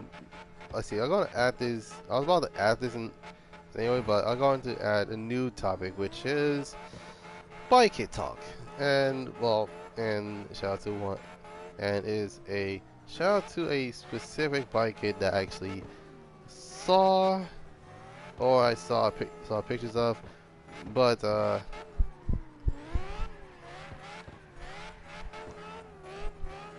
yeah, it's pretty interesting to say the least. Either now these can be overrated, underrated, old, new, um, old, new, um, new style, old style. It might not matter, but then again, I'm actually gonna change cars again. I know it has been like 5 minutes, but let's see, yeah, it has been what, like 5 minutes since I used this vehicle. Um, Yeah, I just going through the vehicles like it was nothing. But okay. Oh my goodness.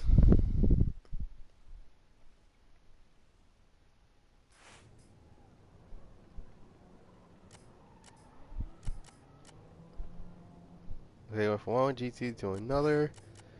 Got AMG GT. Now I want to actually do this topic when it hits the 2 hour mark, so that way um I have more things to talk about, which I already done racing cliches as well as vehicle history and in a nutshell. And keep in mind, did it in a nutshell on 2 games, but they're both from the PS2 era. So, oh yeah, hold on, let me just park somewhere so that way it doesn't. Oh, nope, that's the wrong button.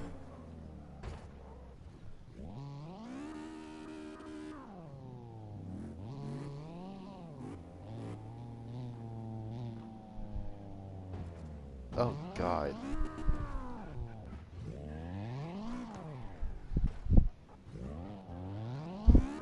Oh, drift missile on our hands. Oh my God. Speaking of hands, hold on, I actually need to. Oh, I forgot to actually get myself a bottle of water so I can actually. Uh, Literally, my throat is running dry for that much talking. So yeah, I'll be right back.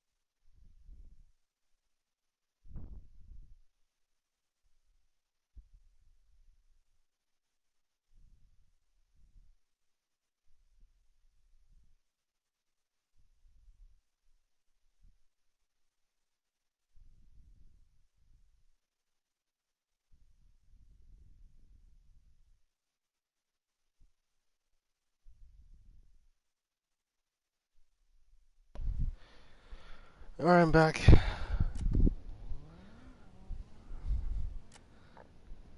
Okay, so far, yeah, I continue on with this drifting mess.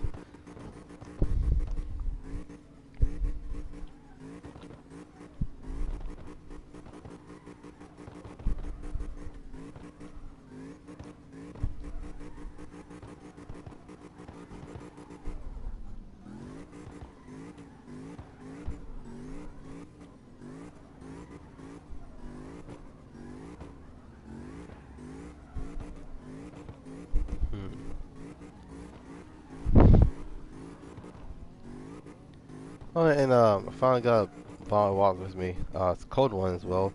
Um,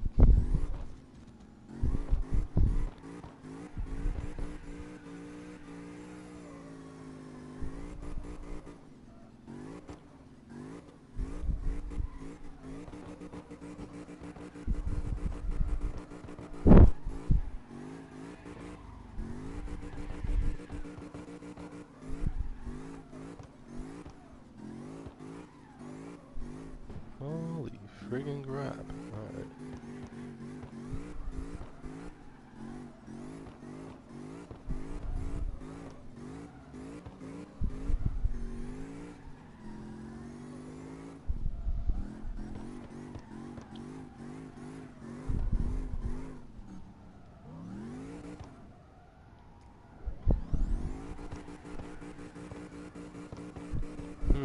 You know, it's funny that literally I just see a bunch of just cars, and I knew only with the AMG GT.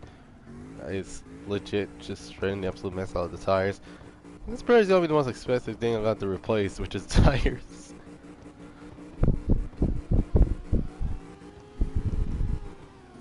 My goodness. Alright. So, actually I wanted to do this. I say, yeah. So, welcome to my new topic, which is gonna be, bike kit talk. So, I'll go and shout out to, well, Liberty Walk. It's quite obvious. Due to the fact that,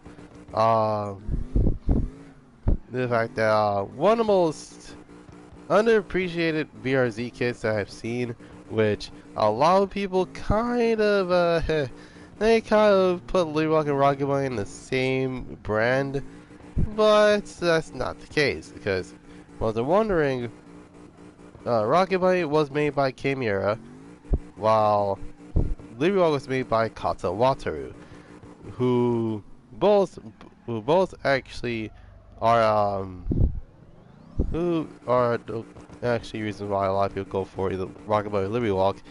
But what was I wondering? Liberty Walk does have a bike kit for the BRZ. It's just that no one actually pays attention to it. And by that I meant no one legit just okay, long story short, people just don't care about the bike kit, of course. But that's not the case. Wait, no, actually, you know what? What about an RX-7 bike kit that a lot of people may or may not actually have heard of? So, I'm going to be talking about the feed kit. Now, for those wondering what the feed stands for, okay, so feed, I kid you not, stands for the Fujita Engineering uh, Evolution Dynamics, which is a tuning company that actually focuses on literally the Mazdas of the family. Literally anything that's RX-7 or RX-8 related. If you have it, Feed's got it. So, yeah. So I was wondering what the heck is Feed? Feed was distributed. Hey, can I join? Yeah, sure. Just hold on. Let me just use handbrake. Just type in YouTube Live with Goddrifter247sun Productions, C.M. and make sure you're in a American server.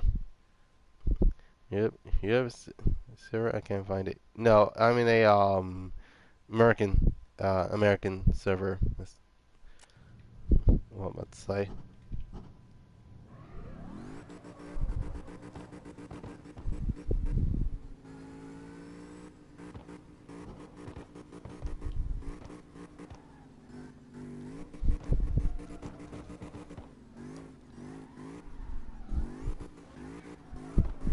So, so what was I saying? Oh yeah. The Fujita Engineering bike kit actually features a lot of things. So, what was I wondering which one going to be talking about? Obviously, I'm going to talk about the FD because, well, I like the FD's kit the most out of the three, of course. Basically, the FC and the RX-8. I like the FD's kit more through the fact that it kind of reminded me of the same. It's kind of the same thing as the Spirit R bike, the Spirit R bumper, but it's not more. It's not jagged per se, and not to mention it's not that awkward flat part of the bumper that is for the license plate, of course. But nonetheless, it was pretty cool to say the least. The fact that it's like, okay, so you got an RX-7 with a feed kit, which which I do, which if you don't mind, is actually back okay. Um, what was I say? Oh yeah. Long story short, those bike kits are rare, and by rare I meant they haven't made them in years, and I'm talking years. Now, those are wondering, okay, where the heck did feed came from? Well, Faster took it to this game, which kind of how I know most of my bike kits as well. Basically, so yeah, long story short, Bomex, Sea West, Velside, Top Secret, Feed, Mazda Speed, um, Wald, of course, um, and even more insane stuff, such as BRS,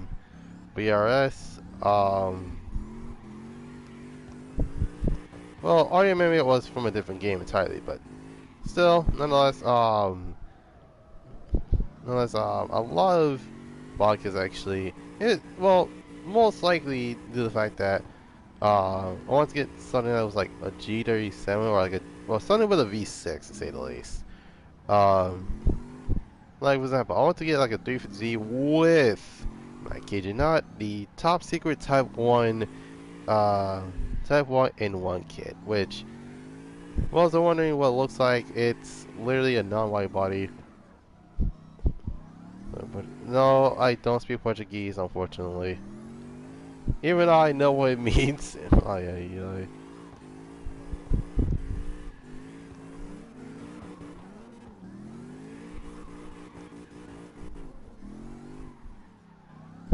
But,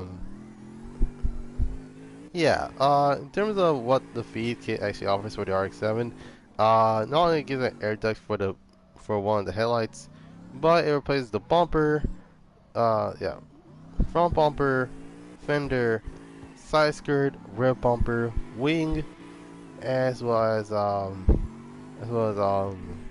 fender flares for the bike kit. But nonetheless, yeah, nonetheless, it was pretty insane. Pretty insane how good that car looked like at the time. Oh, and also replaced the lid. So there's also that.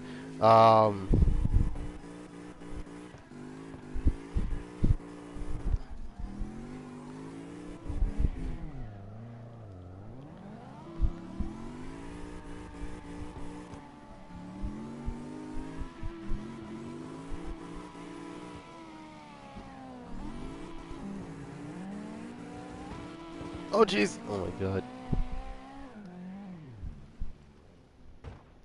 Huh. All right. That's the thing. No worries, it's fine. I was about to switch cars anyway. Um. Oh my god.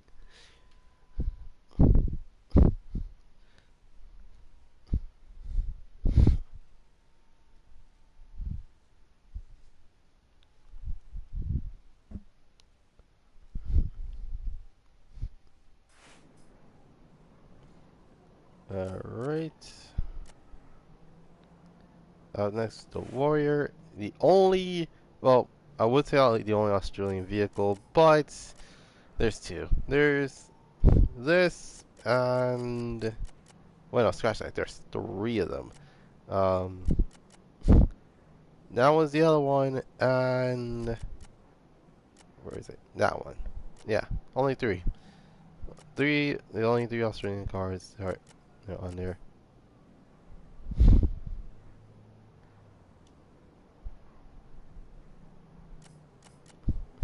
Hmm. Well, just give me a moment. I'm not gonna touch the car. That's stupid. Anyways. Um.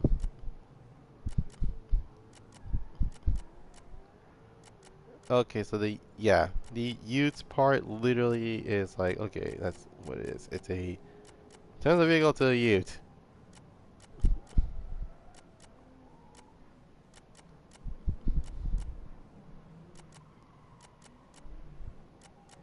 Hmm.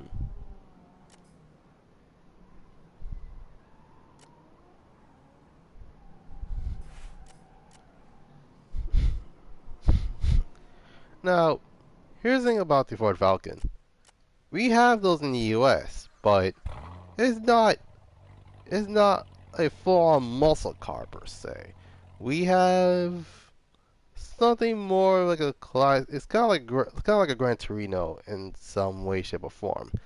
We just don't have something like this. This is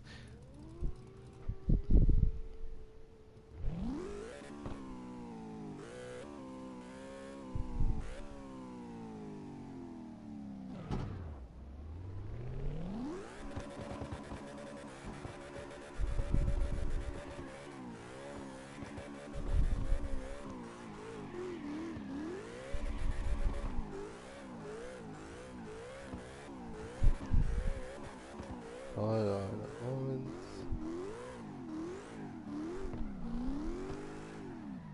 Jesus. Okay. Keep in mind, was actually driven something like this.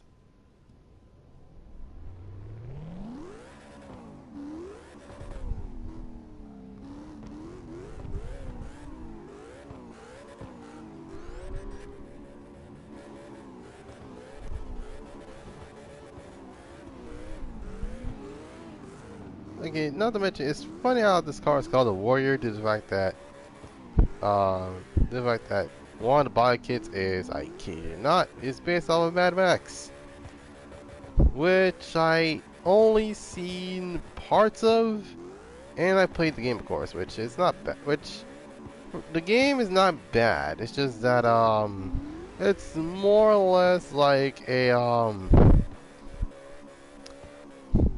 how do I say it? It's kind of like, okay, let's say for example you want to actually it's kind of like a it's one of those gather parts in order to make a better vehicle type of games, of course. And thank you for giving me back to my Groove 13.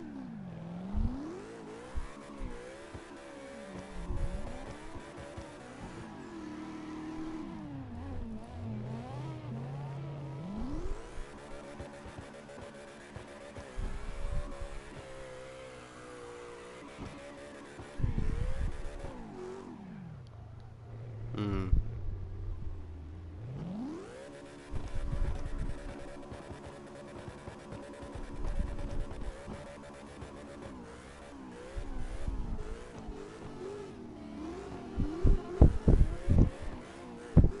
Alright. I'm going to talk about different kids on because I actually had a little to only had a little bit of information about the feed company, but yeah.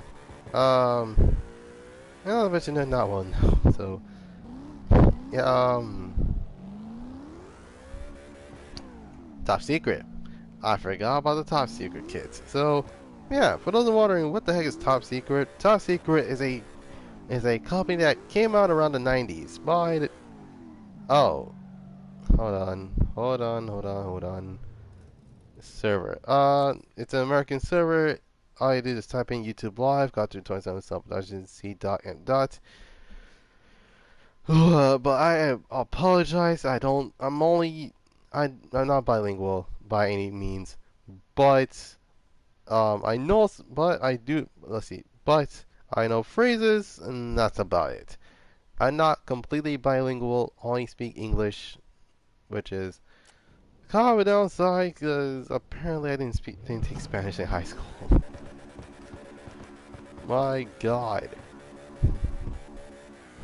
Um. I remember now. Um. So I was wondering who. So I was wondering what Top Secret was actually. Yeah, in fact, who made the copy Top Secret? Well, remember Smoking Nagata? You know, the guy with the V12 Supra. I am not joking when I say that. This guy literally sought a V12. He scratched that. A 5-liter V12 out of the Toyota Crown into a Supra, and it makes insane power. A bit of context. Around 2005, the Bugatti Veyron only was making around 1,000 horsepower. Well, to be exact, it's not entirely 1,000 horsepower. It was 987, but a lot of people say it's 1,000. So it's what the people so say, right? Interesting. Oh my god. It's just, um.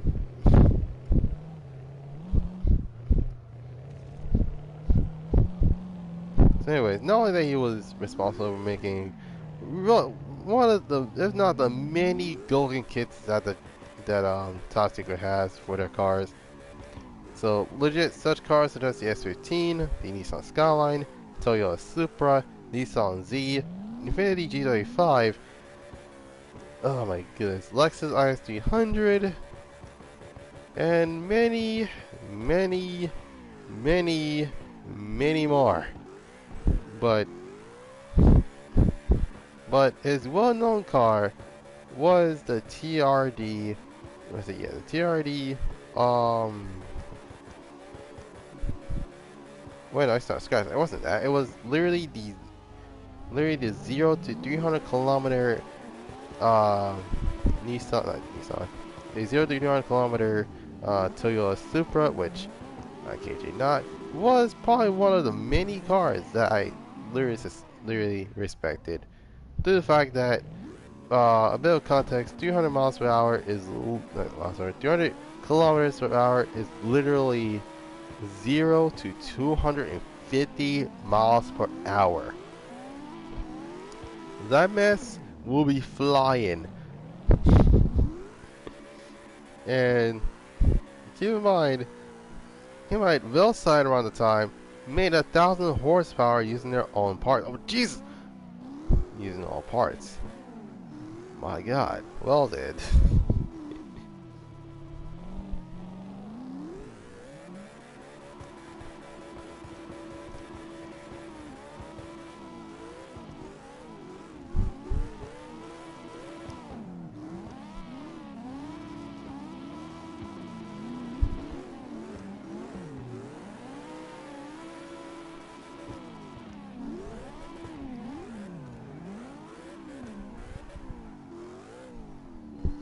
Holy freaking crap. Okay, that was insane. Alright, time to switch cars. But yeah, nonetheless, well, other than his V12 Power Supra and his 0 to 300 Supra, uh, yeah, he also has a bike. He also made a lot of bike kits. Specifically, the mini Z33 kits he has will put Velside to shame, which is interesting because Velside of all the companies have my favorite Z70 370Z bike kit. Uh, my goodness. Now the thing about having a bike kit is pretty self-explanatory. It's supposed to legit decrease the amount of pressure that is going through the vehicle. So literally, aerodynamics is basically what I'm saying. But nonetheless, it was pretty insane to say the least. I mean, if you think about it, of all now, if anything, many people would have known. I was like, okay, hold on. So, what bike kit did the Forza Horizon 2Z had? Well, it was developed. No, that's okay. It was a well, it was a top secret bike kit, which to be pretty much specific, it was a Type 1 kit. Because if you think about it, the Type 2 kit is a lot wider than the Type 1, and not to mention, um, there's also the racing bike kit, to say the least. Which, in my opinion, doesn't look that bad. It looks pretty sick. But then again, it is top secret we're talking about here.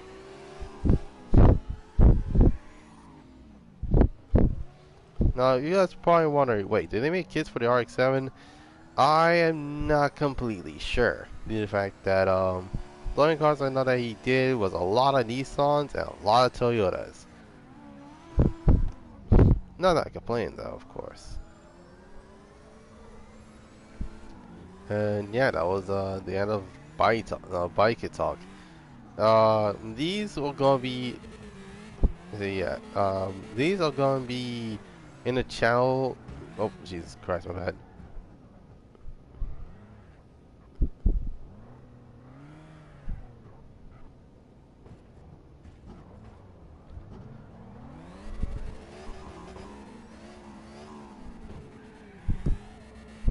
I ain't not used to this car yet. Jesus.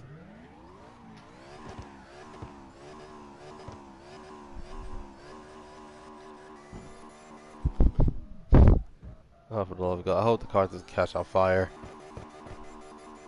Alright, if you guys actually missed that joke, then I'm pretty sure you haven't seen Top Gear.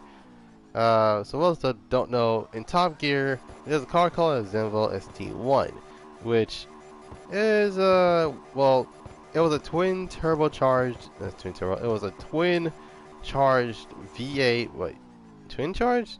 Twin supercharged, my bad. It was a twin supercharged V8 that was so insane, it kinda caught on fire. And I mean literally. But yeah, nonetheless, it was pretty cool episode. Just poor Zenvo.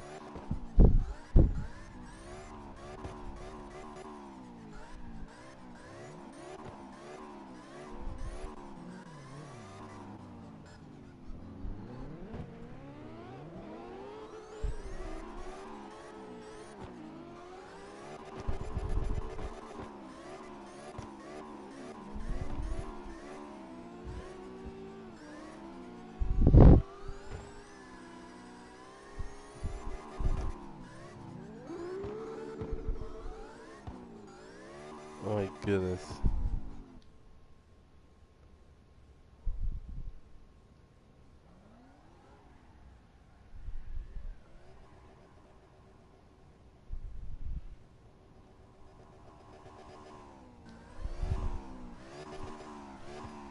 Okay, finally was able to drift this. Okay.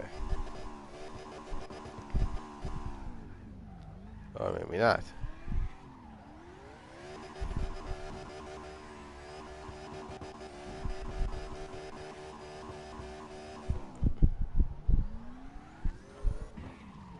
Oh my god. Alright.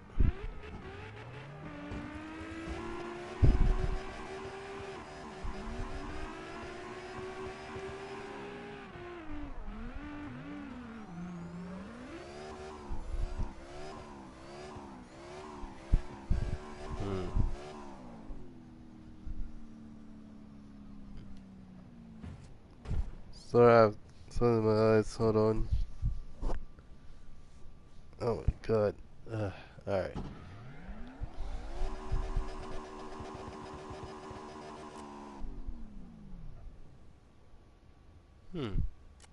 Alright.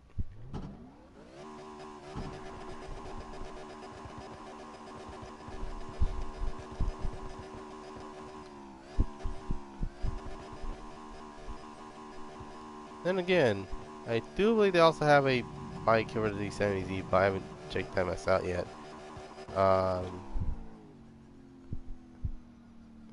Actually, you know what? Hold on. Let me park somewhere.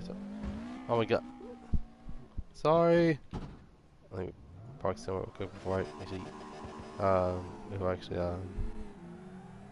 get people hit more. All right. Nope. Nope. Son of a gun. Oh my god. Oh my god. All right. Okay. Let's see. And all right.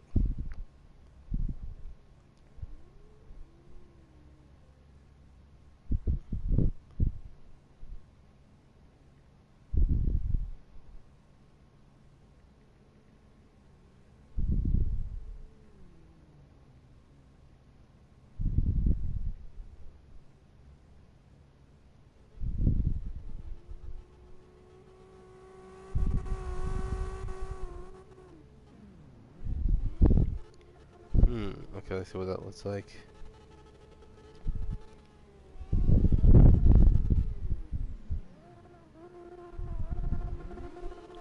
Oh, huh. Actually, it doesn't look that bad. As a matter of fact, it looks pretty good. But then again, this is top secret we're talking about here. So, eh.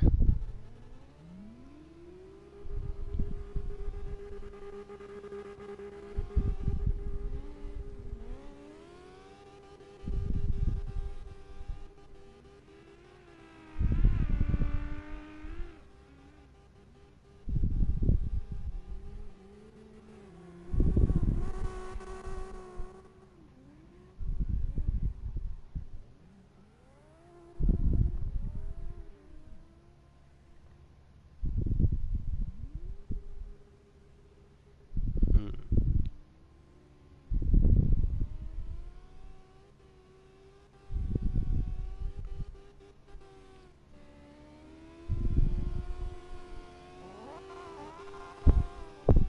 All right. Sorry if I'm actually just sitting there. I'm just trying to take a look at the kits.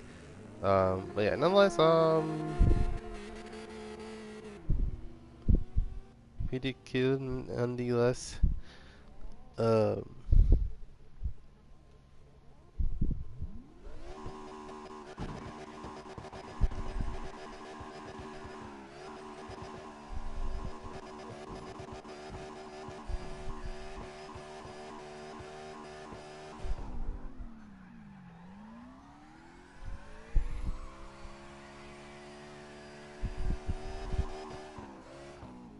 all right.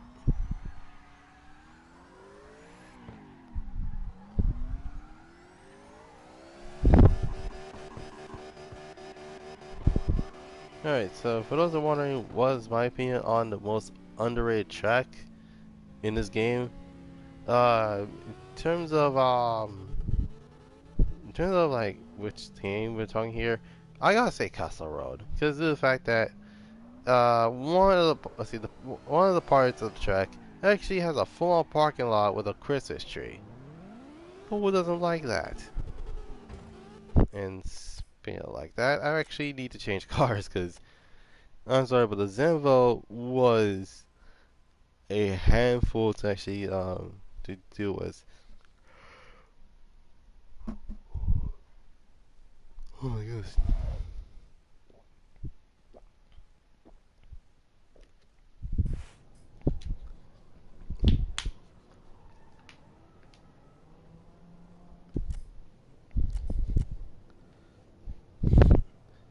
Alright, we're going to the Cotton Candy Machine Part 3. Well, I wouldn't say Part 2 because obviously Jack Ultramother was the first one to create the Cotton Candy Machine. Now, I have two of these, alright? One of them is my Mark II. The LFA is my second one. Because before then, it was just a boring silver with black wheels and has a wide body, and that's about it.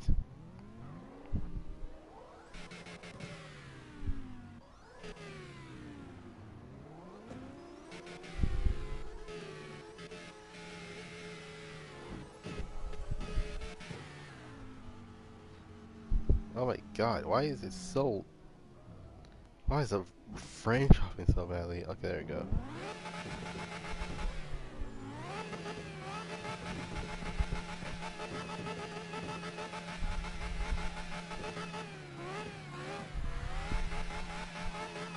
Oh yeah, I forgot actually took out the tire smoke.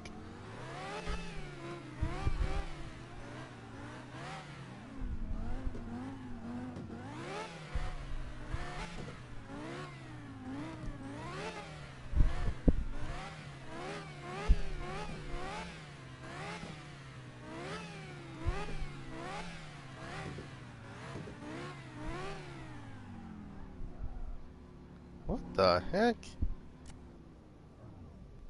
Vote back Griffin. What the heck? Hold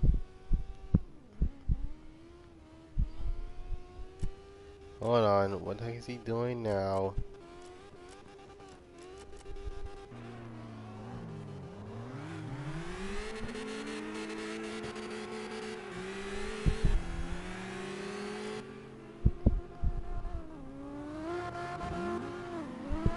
What the?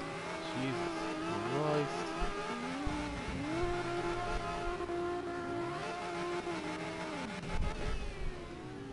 Hold on.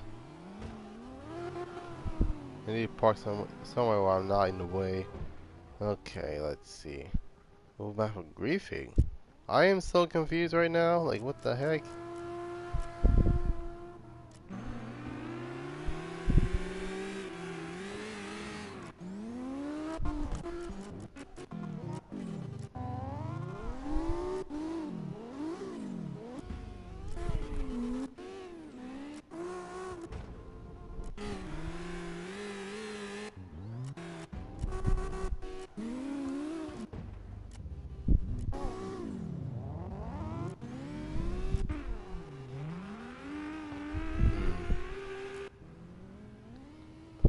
Okay.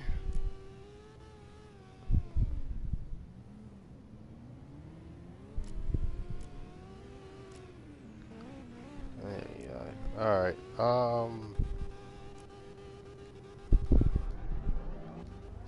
this is obviously my second to last car that I got to, drive around.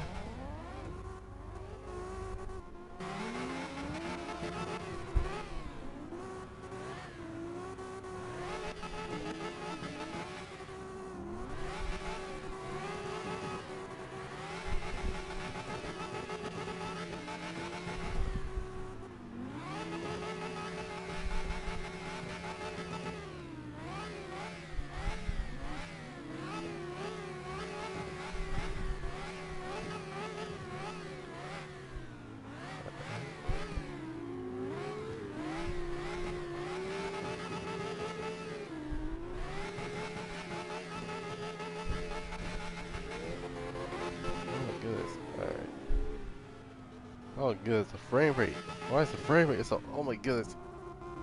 Oh jeez, my bad. Sorry. Okay. Hmm. Okay. Okay, so I already know I have one car left that I can actually drift around in. So it's gonna be my last lap for this vehicle before I actually have to change it. Uh.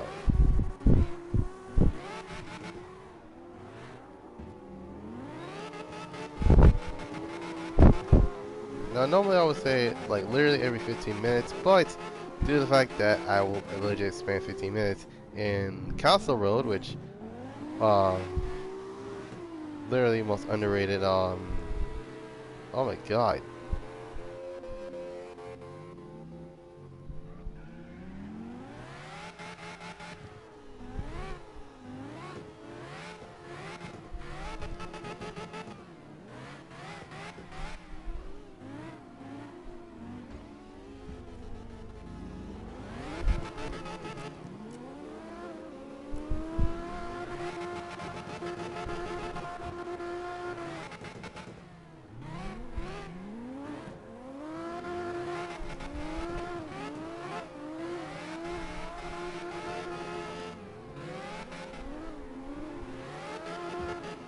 Oh my god. Alright.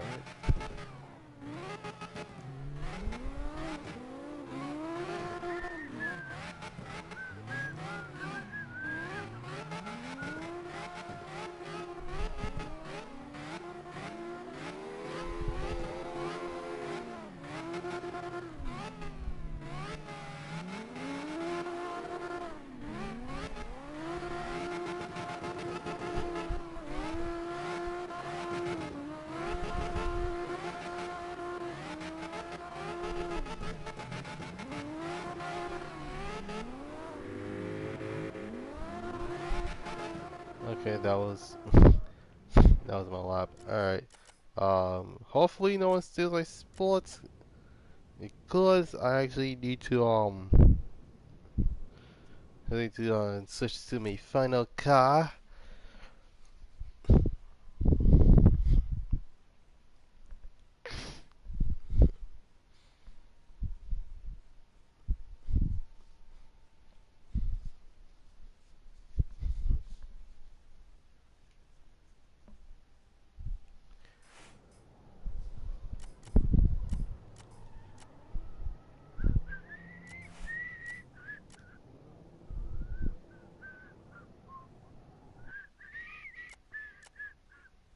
Oh, what the heck?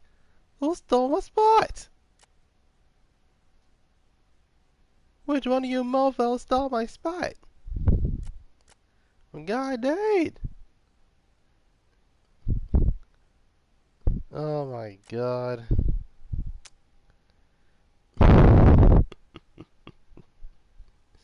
Oh my friggin' god. I cannot believe it.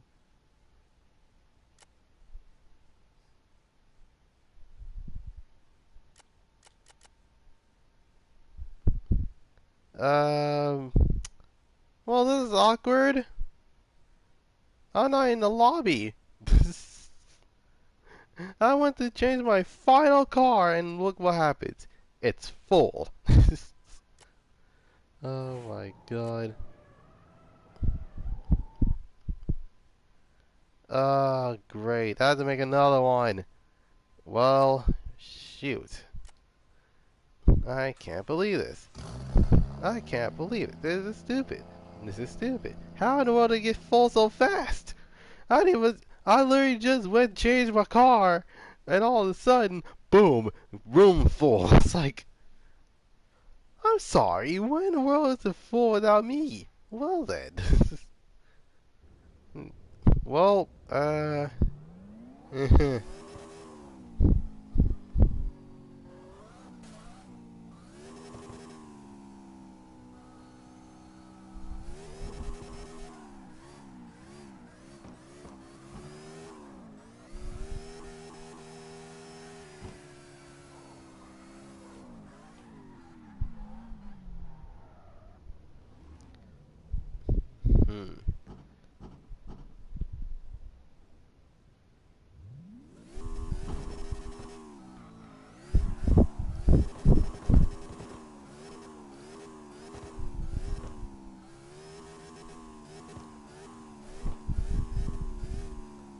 Well,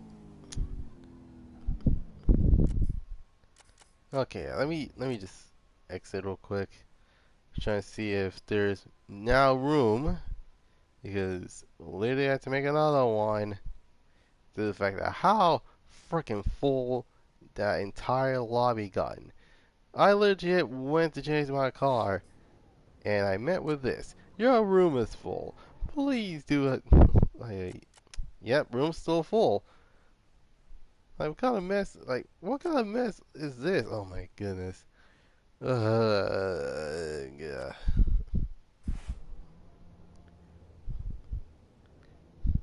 Oh my goodness. Someone please leave the lobby so I can actually join back. Yeah, this is some bull.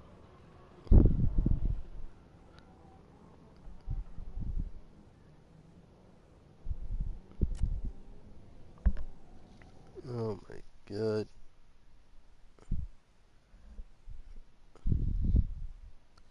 Yeah, for those are wondering why I'm not in there, blame someone who legit just. Oh wow. Okay, finally. Okay, blame someone who legit just joined in, just for me not to actually get in.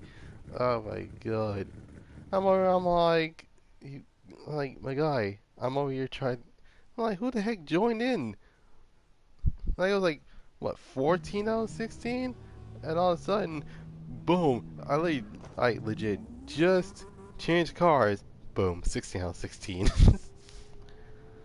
Oh my god. This is okay. I do believe that's the reason why people want more. How do I say it? I do believe that's the reason why a lot of people want more space for their all my space in the next Car X game, because literally 16 is not bad. Okay, 16 is not bad, but that's literally the same amount for, I kid you not, Gran Turismo Sport. And what, the loading expired? Okay, not gonna lie, I'm legit confused.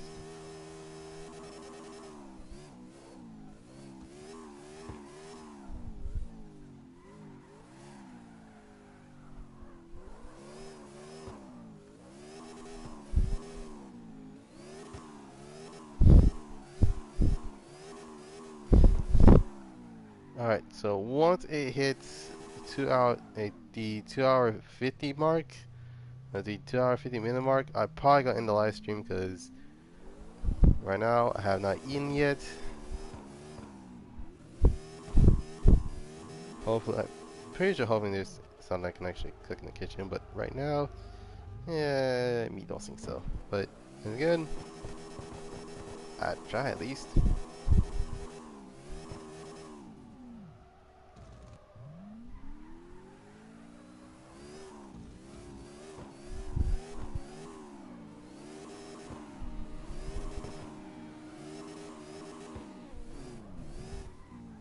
Oh my god.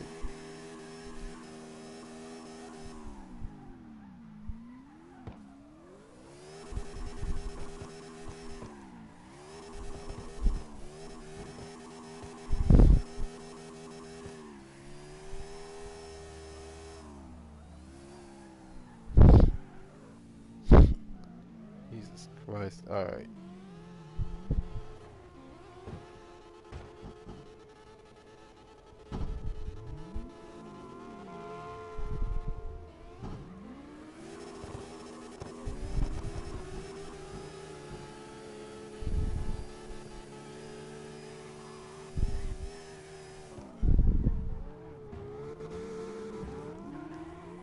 Jesus Christ. Okay.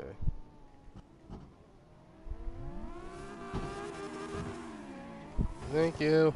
Alright. Wait, that seems familiar. Wait, hold on. Hold on a moment.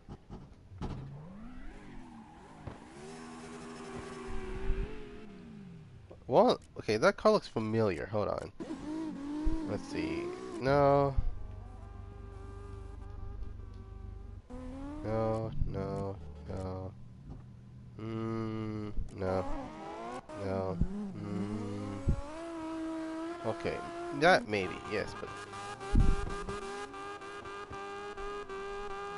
Oh, never mind. I was like, wait, why does that car look familiar?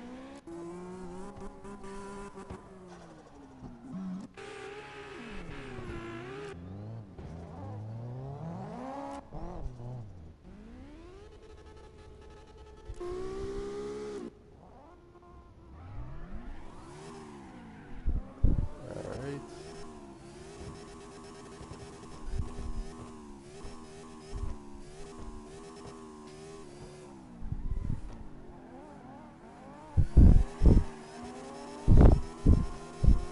Oh wait, I forgot. Some people on PC can actually teleport to you. Jesus freaking Christ. Alright.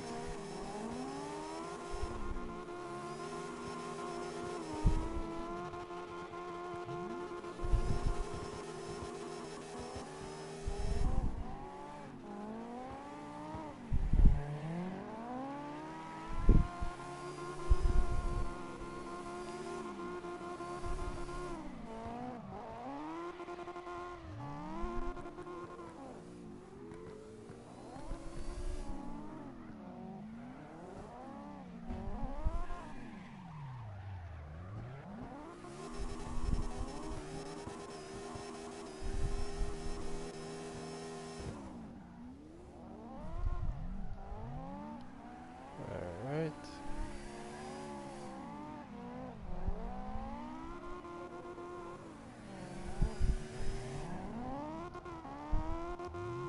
Rebecca, okay.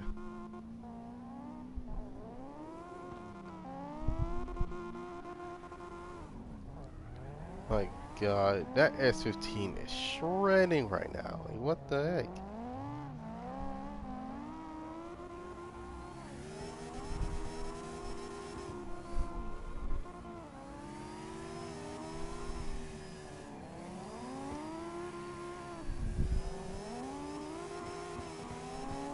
Okay, yeah, see, scratch that.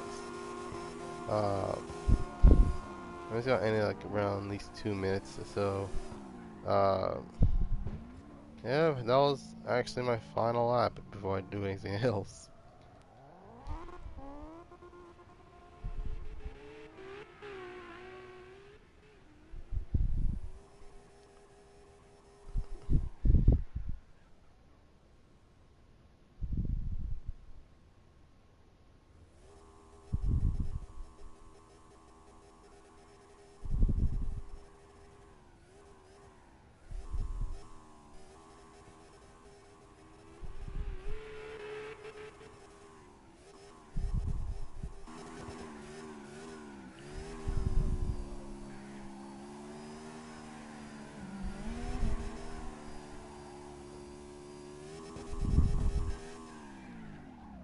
Alright.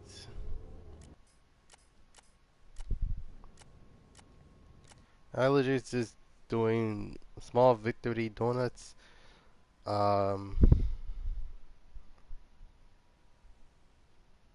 yeah, it was actually quite fun to say the least. Um, Other than the fact that literally no one came into human lobby because of, well, Castle Road isn't that popular, which I find it very, very underrated. As well, Christmas themed. Anyway, without further ado, hope you guys enjoyed this live stream. Leave a like, subscribe, comment down below what you see next. You can follow my Instagram at Goddrifter247 bleh. You can follow my Instagram at Goddrifter247 so bleh. God, you can follow my Instagram at Goddrifter247sun Productions. You can follow me on Twitter at G247S. You can check out my Discord at Goddrifter247sun Productions Garage Museum. And last but not least, tomorrow I am going to be releasing a I'm going to be releasing a course lesson for you guys. So without any further ado, I hope you guys have a dope Monday. This is Goddrifter signing off, and I'll see you guys next time. Peace.